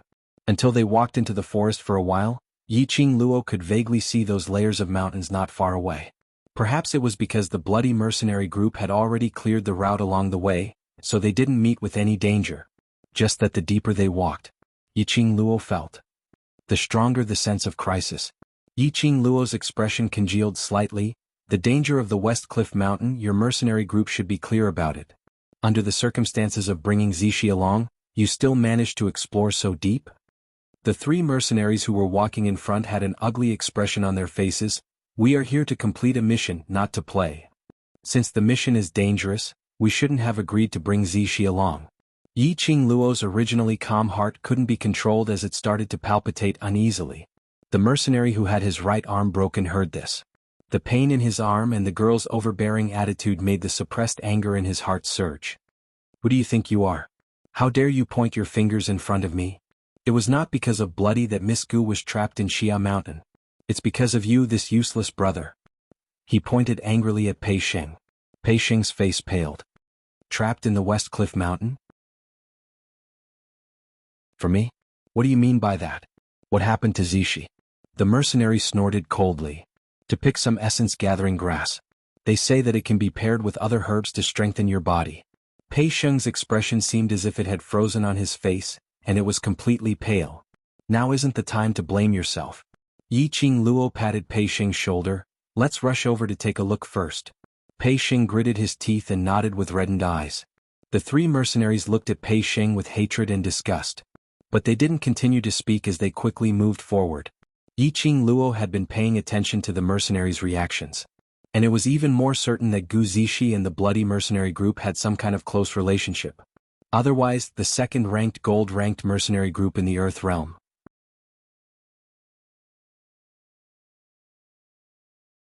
Chapter 3563. Even if Gu Zishi had once saved the bloody mercenary group's leader, that wouldn't make the bloody mercenary group hate Pei Sheng just because Gu Zishi was in danger. Yiqing Luo concealed the deep meaning in her eyes as she followed behind them. Walking deeper, they walked for about half an incense's time.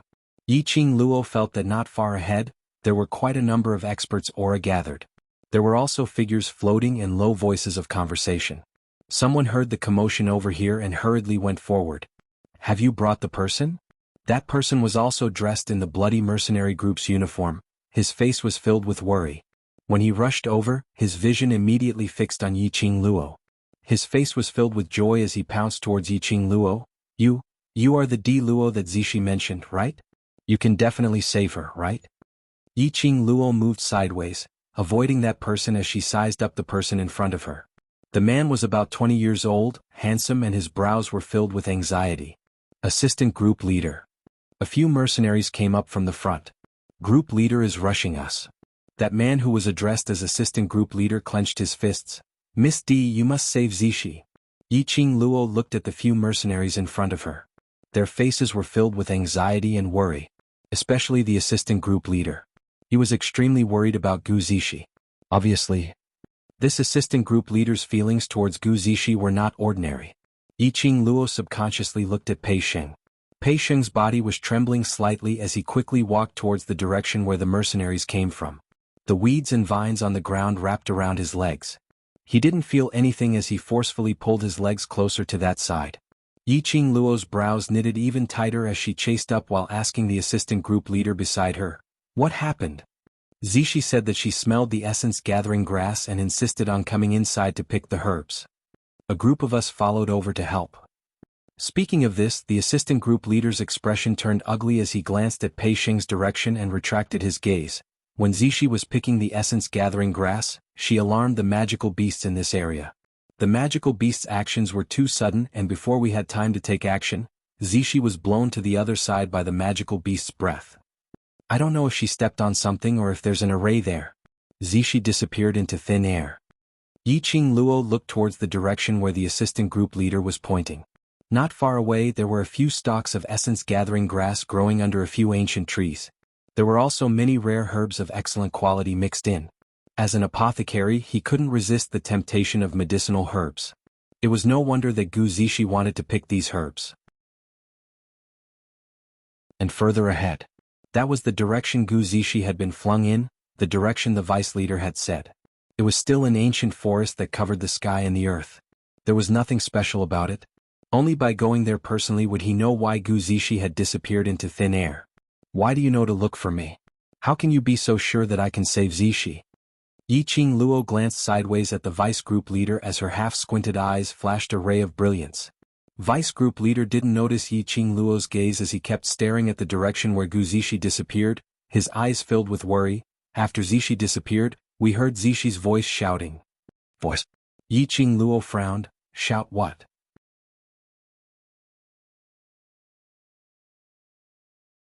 Chapter 3564. Yiqing Luo didn't respond immediately as her brows knitted even tighter. Seeing that Yiqing Luo didn't take any action, the vice leader was obviously anxious. Miss D, Zishi kept calling your name before she disappeared. You must save her, right? The more he spoke, the more anxious he became. He stretched out his hand to grab Yiqing Luo. Yiqing Luo squinted her eyes and moved her wrist to block the vice leader's outstretched hand. Zishi is my friend, I will try my best to save her. The vice leader was restless. I will go with you. I must confirm Zishi's safety. Yiqing Luo looked at him and shifted her gaze to the place where Gu Zishi disappeared. Gu Zishi disappeared into thin air. It was too strange. If she didn't remember wrongly. Before Gu Zishi left treasure gathering, she was still at treasure gathering having breakfast. But now, after she disappeared, she was able to accurately let the mercenaries run to the medical hall to look for her. How did Gu Zishi know that she would go to the medical hall? That person who asked for help, was it really Gu Zishi or someone else? If it was someone else, then what was the motive of the person behind it? There was a very uneasy feeling spreading in her heart.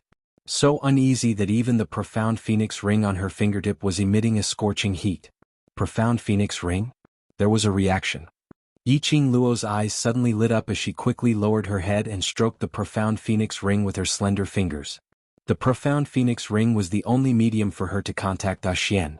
As long as the distance was close. She could use the profound phoenix ring to form a reaction with the profound dragon ring on Xian's hand.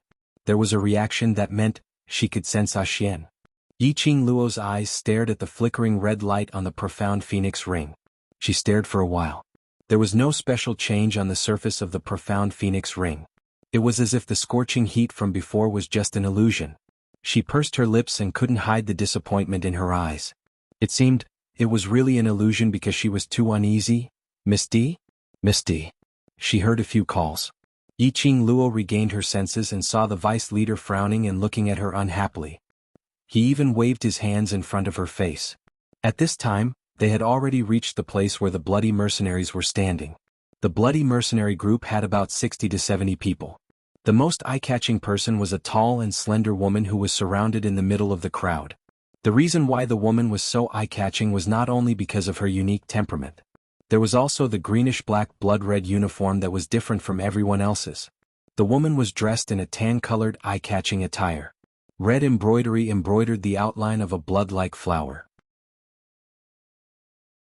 The woman's appearance was very elegant, like an orchid in an empty valley, exuding a pure beauty. However, the woman's eyes were firm and her gaze was like a torch. It made the woman's beautiful face look completely different, a powerful aura of arrogance that shook the heavens and shook the world. The two extremely contradictory temperaments fused together. But Yiqing Luo didn't feel out of place at all. On the contrary, he felt that this woman should be like this. Leader of the bloody mercenary group. Yiqing Luo greeted the lady. The woman raised her eyebrows, her torch-like eyes stared at Yiqing Luo. How did you know I am the group leader? Generally speaking. A mercenary group, unless it was a female mercenary group, otherwise. There would basically not be a situation where a woman became the leader. So if they didn't explain.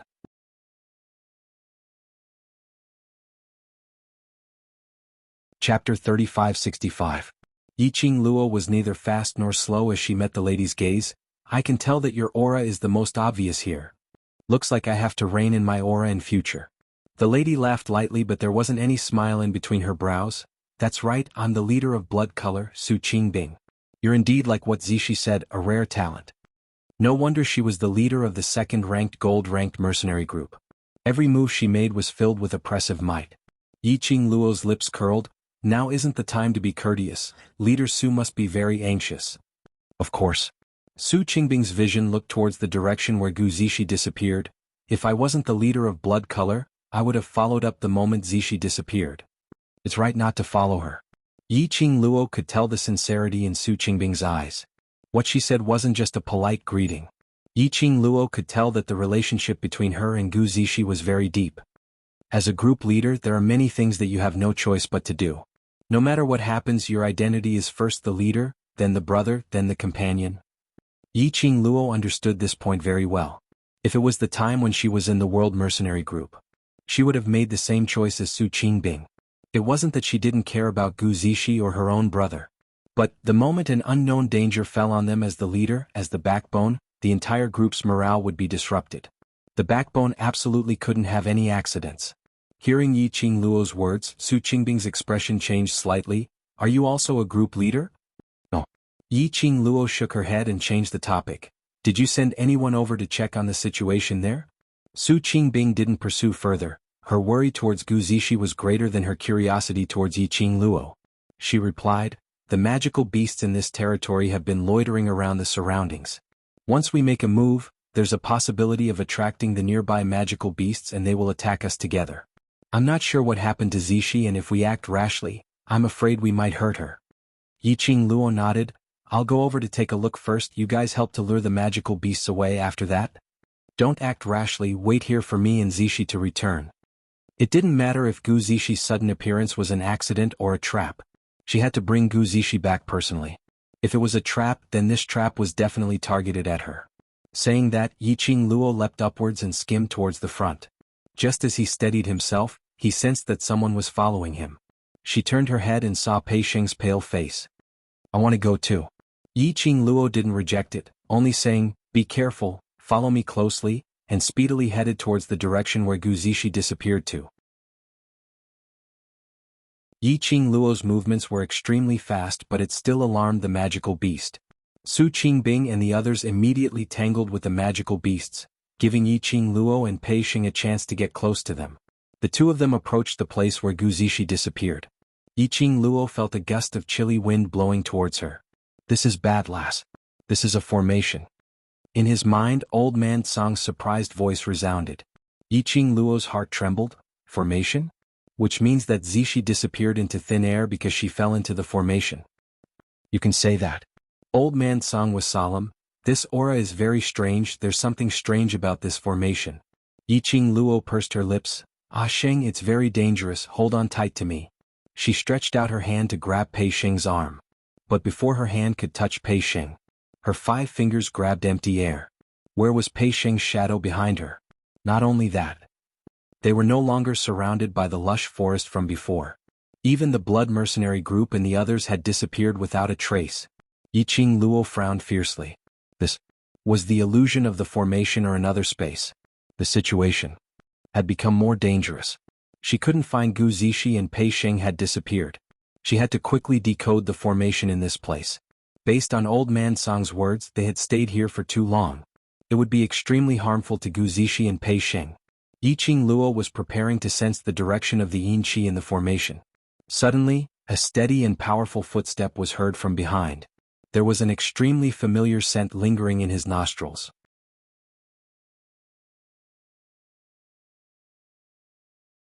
Chapter 3566. Lil Luo. A familiar gentle voice called out her name. That voice was gentle and gentle. As though the name that voice called out was that person's most pitiful name. In Yiqing Luo's pupils, it was reflected with that tall figure. Like the scorching sun, using its scorching temperature to make all the fear and uneasiness in her heart completely dissipate. The man's face was peerless and all the light in the void seemed to have gathered on him. His jet black hair fluttered, his purple robe billowed. The white fog which lingered in all directions surrounded him, floating in spirals. His entire person was indescribably elegant, indescribably evil. Yiqing Luo's heart almost jumped out from her throat. Her eyes stared at him. Staring at him greedily. Lil Luo. The man opened his mouth, his voice was so gentle that water could be squeezed out. He slowly walked towards her.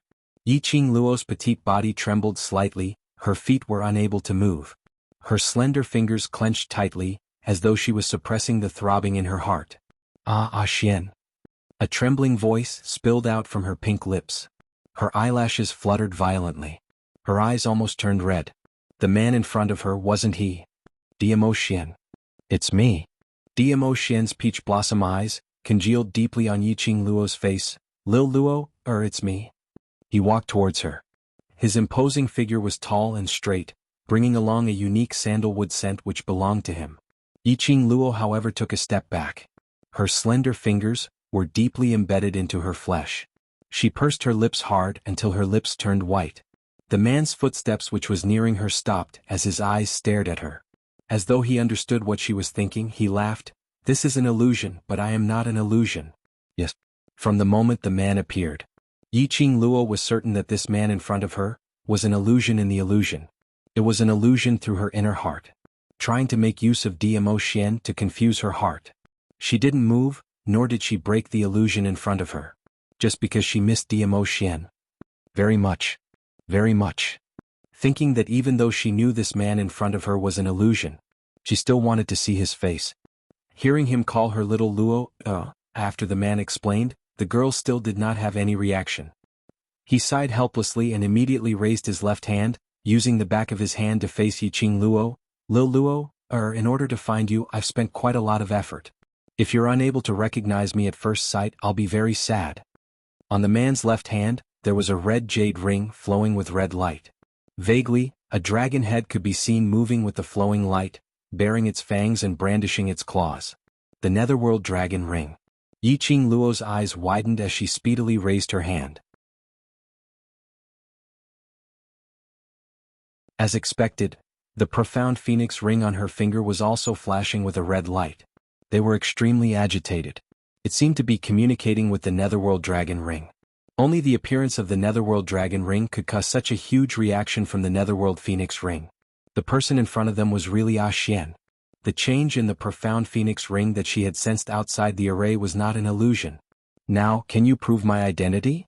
Diamo Xian chuckled, his charming peach blossom eyes raised, looking very elegant. Ah Xian. Yiqing Luo bit her lower lip, as her eyes turned even redder. Diamo Xian opened up his arms. I'm very angry that you can't recognize me at first sight. How are you going to coax me? The moment his arms opened up, the young lady had already dashed into his arms. Both her hands were tightly wrapped around his waist.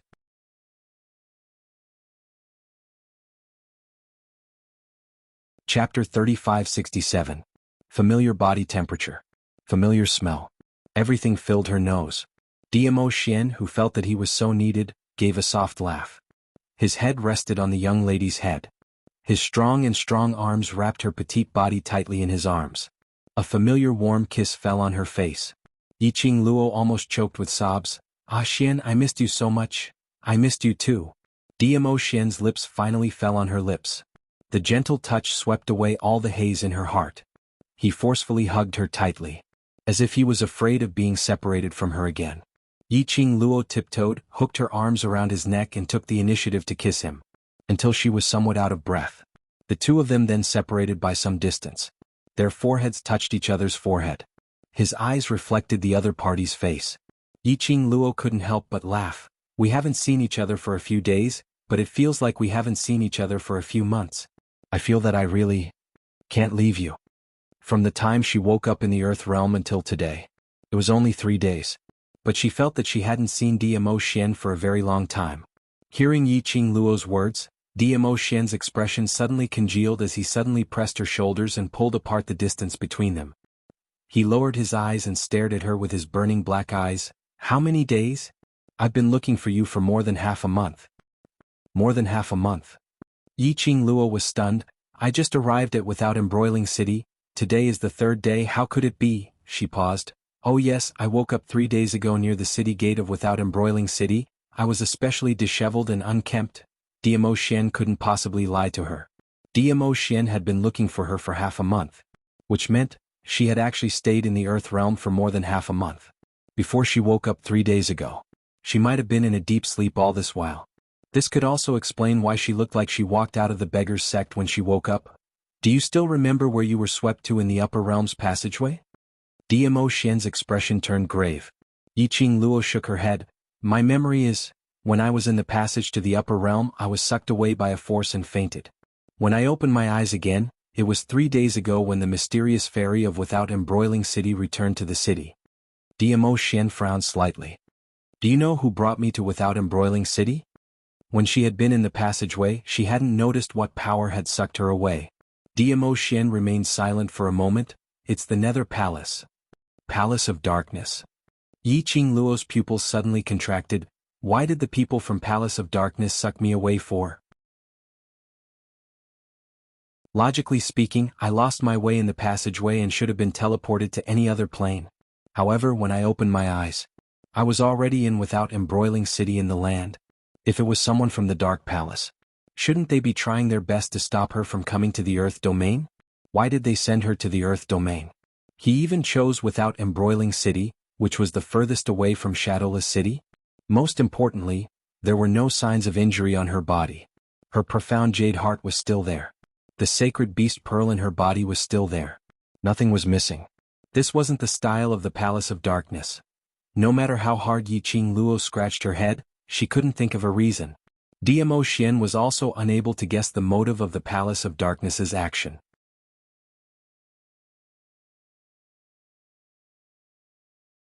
Chapter 3568. Yiqing Luo raised her head in his arms. Her chin rested on his chest as she blinked. "Are Kitty Cat and the rest with you?" "Amen." Diamo Xian's kiss landed on her nausea again. "Kitty Cat has been looking for you all this time and suffered a lot." Kitty Cat, that lass. Just thinking about it, Yiqing Luo could guess what kind of worrying things Kitty Cat would do to find her. She tightened her arms around Diamo Xian's waist. "Ah Xian, are you in Shadowless City? Why is it that after I reach the Earth realm, the Profound Phoenix Ring and your Profound Dragon Ring are unable to sense each other? Aren't the Profound Phoenix Ring and the Profound Dragon Ring separated by a space or different planes so they are unable to sense each other?" "We have indeed reached Shadowless City. I know that if you are still in the Earth realm, you will definitely come to Shadowless City to look for me."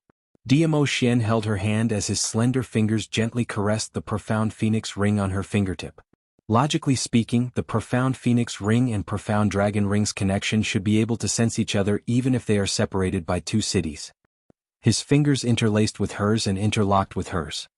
He continued, "Not only the Profound Dragon Ring is unable to sense you, even the blood connection between you and Kitty Cat has no reaction."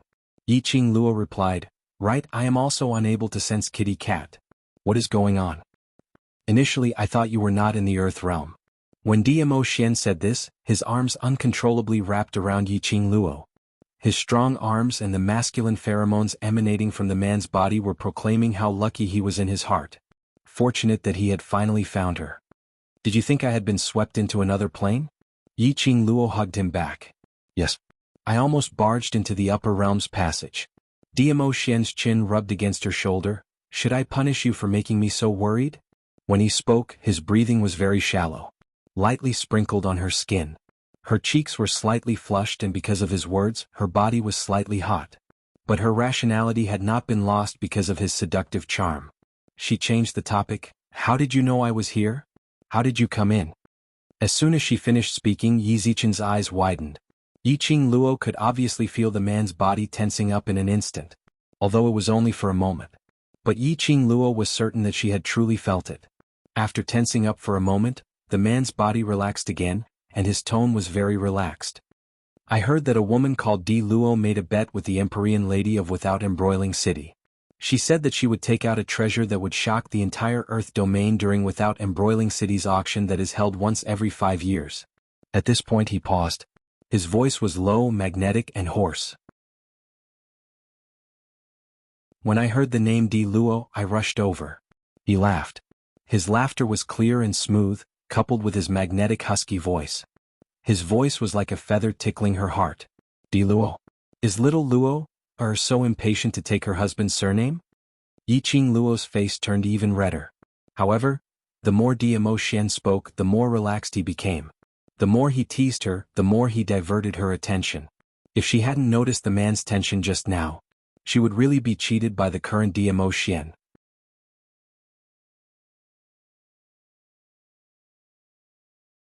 Chapter 3569. Ever since she stepped into the West Cliff Mountains formation, Yi Qing Luo had an ominous premonition. She had always felt that this formation was a ruse from the start. A scheme to make use of Gu Zixi to lure her into the formation. If it wasn't for Gu Zixi, she wouldn't have appeared in the West Cliff Mountain, nor would she have stepped into this formation. If Diamo Xian only heard her name and came to Without Embroiling City, it was absolutely impossible for him to know that she was in the West Cliff Mountain. Thinking back to Diamo Xian's first reaction earlier, Diamo Xian could find her. I'm afraid. It wasn't that simple. Yi Qing Luo's expression suddenly turned solemn. She raised her hand and grabbed his lapel, then frowned. Ah Xian, tell me, how did you find me? Her eyes locked onto him, saying word by word, I want to hear the truth. Diamo Xian looked at her deeply. Then he sighed helplessly, little Luo, sometimes don't be so smart. Ah Xian. Yi Qing Luo pursed her lips, her slender brows knitted into a ball. I don't want you to get hurt because of me. Previously when he went to the upper realm, he left a trace of consciousness in her pendant, protecting her. But in fact he was injured in the upper realm. And then his consciousness was injured in order to protect her. I am with you because I like you, I love you, I want to be with you forever. Yi Qing Luo looked at him closely, her tone was very sincere. I don't want to increase your burden just because I am with you, I don't want you to get hurt every time because of me. Speaking of this, her voice was already choking a little.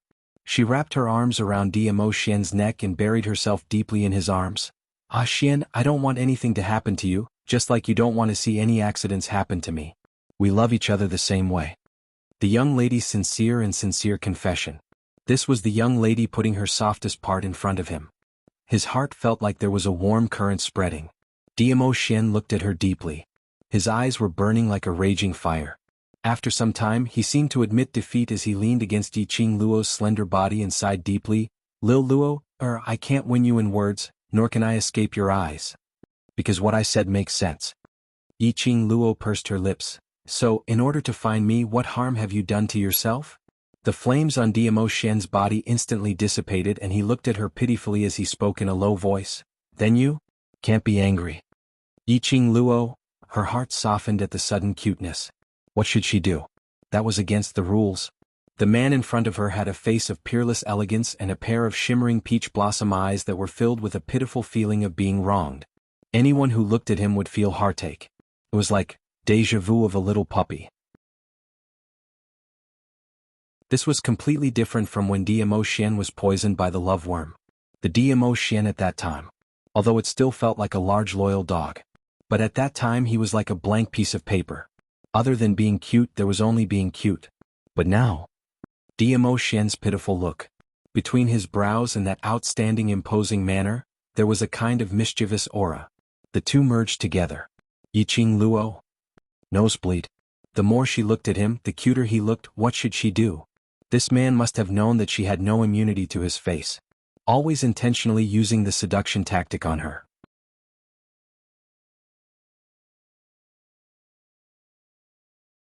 Chapter 3570. Yiqing Luo took a deep breath. I'm not angry. Really? Dmo Xian blinked his peach blossom eyes, vividly displaying his innocence. Yiqing Luo took another deep breath and clenched her fists. Really? Dmo Xian revealed a satisfied smile. That smile was as dazzling as the warm sunlight, making his peerlessly handsome face appear even more pure and clean. A pair of shimmering black eyes were like rippling water, extremely dazzling. Yiqing Luo couldn't bear it anymore. She raised her hands and covered Dmo Xian's face. Two small palms covered the man's mouth and eyes. Hurry up and tell me, I'll be angry if you don't. Yiqing Luo really felt that her overlord was developing more and more into a coquettish fox. From time to time he would seduce her soul. He wouldn't stop until he saw that she was head over heels in love with him. If this evildoer was seen by others, wouldn't it shock the world? Dmo Xian didn't tease her anymore. His eyes were full of tender smiles, like ripples of spring water, unparalleled. He hugged the young lady tightly and spoke in a low voice, "Calm down and listen to me." Yiqing Luo pursed her lips, her face was full of displeasure. "I'm very calm now." Dmo Xian caressed her fine black hair and immediately released her body as he took a step back. Yiqing Luo frowned. The man's temperature disappeared instantly. She felt inexplicably flustered. She wanted to reach out and grab him again. But halfway she clenched her fists and retracted them. She pursed her lips hard and looked up at him, waiting for his answer. After taking 2 steps back, the man gave a low laugh. That laughter was filled with helplessness. He opened his arms. His purple robe fluttered without any wind, like rolling clouds floating dust. Yiqing Luo's hand on her chest, clenched even tighter. A pair of charming eyes stared at Dmo Xian, not even daring to blink. Just at this moment, a gust of cold wind whistled past. The purple robe swayed with the wind. Swaying. Yiqing Luo discovered that Dmo Xian's body started to become transparent in the wind, as if he was going to disappear at any time. Especially in this dangerous array formation that was filled with yin qi. Dmo Xian's figure turned transparent, as though he was about to merge into one with the array. Yiqing Luo's pupils suddenly widened. A layer of mist covered the bottom of her eyes. You're in a spirit body state now. Yes. The Dmo Xian in front of him was exactly the same as old man Tsang. He was a spiritual body. He was actually a spiritual body. What was going on? I knew that if you knew about this you would definitely be sad. Looking at the young lady's shocked, guilty and pained expression, Dmo Xian sighed helplessly. He walked towards Yiqing Luo once again. Using this translucent spiritual body, he pulled her into his embrace. I didn't want to see you sad, that's why I didn't want to tell you. The body of the man in the spirit body state was no longer as warm as before. Instead, it carried a hint of coldness. His cold kiss landed on her forehead. I'd rather bear everything by myself than see you frown because of it. That kiss was like an icy spring, sliding down her forehead and into her body. As the kiss deepened, the man's body slowly solidified again. The temperature was also gradually rising.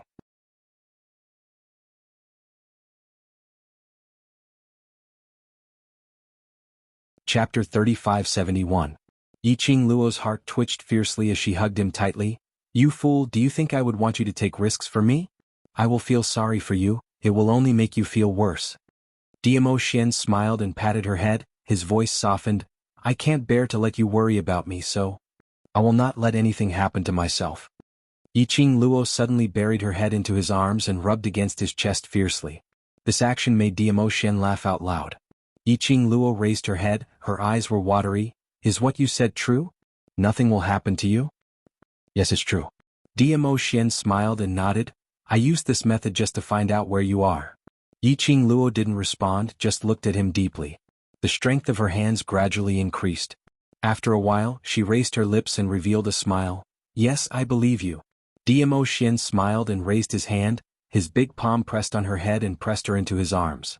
At the moment when he pressed, the man's smile froze on his lips.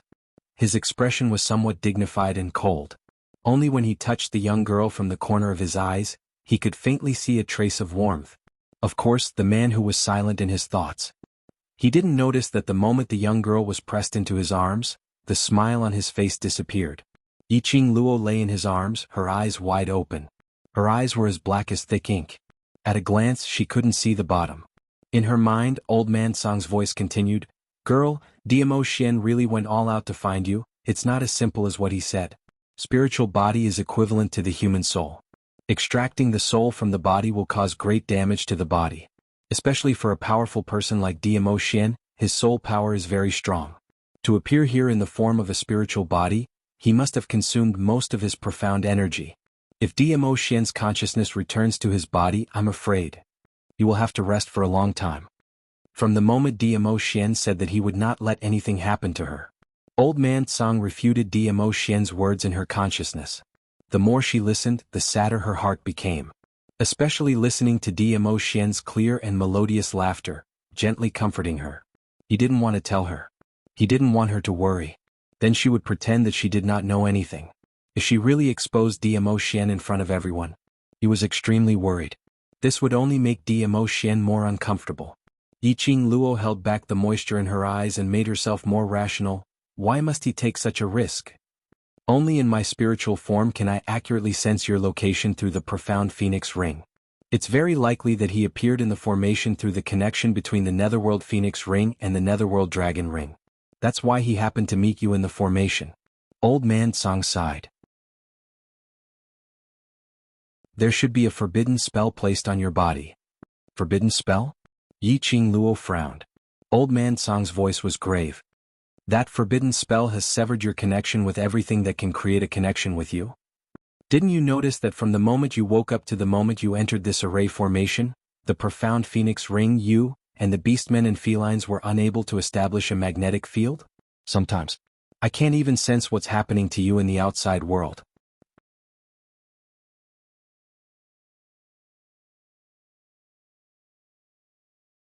Chapter 3572. Old Man Song remained silent for a moment. It has been like this for the past few days. I couldn't sense the magnetic field outside from time to time. Even when you were fighting with Without Embroiling City's mysterious maiden, my senses were intermittent. He paused for a moment and continued, earlier the Overlord said, he had been searching for you for half a month and my memories started from 3 days ago like you. Xian said that the person who made a move on me in the passageway was someone from the Dark Palace. Yiqing Luo's expression was gloomy. The forbidden spell on me was definitely done by the Dark Palace. Old Man Song said, after you and the Overlord met in this formation, the obstruction between you and me seemed to have reduced by a lot. Yiqing Luo asked, what is the motive of the Dark Palace to cast the forbidden spell on me?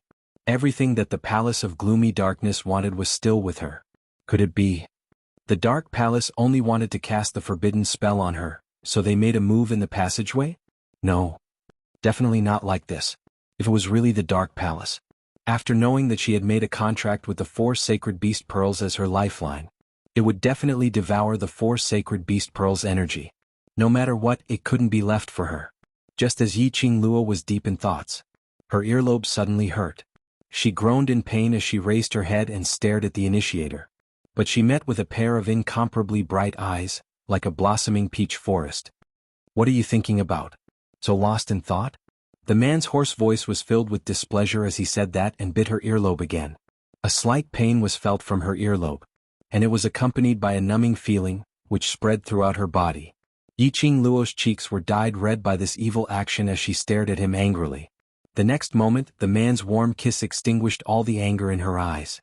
His kiss landed on her eyes. It was mixed with the man's deep voice. Being with me, how can you be so lost in thought and still have the face to glare at me?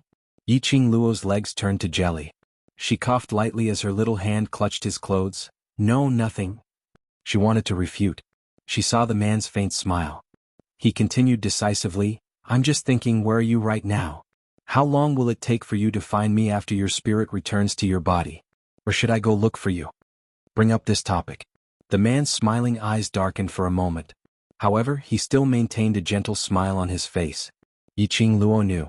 The man's mood was low because he hadn't figured out how to explain to her that he needed to recuperate after returning to his body. He had to recuperate in peace. The withdrawal of the spirit body was too harmful to the human body. Yiqing Luo pretended that she didn't notice his gloomy mood and continued to smile. I'll go look for you. I'll head over after I've settled the matter in Without Embroiling City. Diamo Xian rubbed her head and didn't continue Yiqing Luo's words. Instead, he stretched out his hand, curled his slender fingers and scraped the tip of her nose. Look at you, no matter where you go, you always make people worry. You've only woken up for 3 days and you're already at odds with Without Embroiling City's mysterious maiden, and you've even been set up in such a sinister formation. Yiqing Luo held his hand. There are always unruly people who want to harm me. I'm also helpless. You're tuning in to the Han Li's Wuxia Adventures YouTube channel. We're so grateful for your support, and don't forget to subscribe to join us on this incredible journey through captivating stories. Your generosity through donations truly makes a world of difference, as it's the primary source of revenue that allows me to expand and enhance this channel for you. Thank you from the bottom of my heart for being a part of this adventure.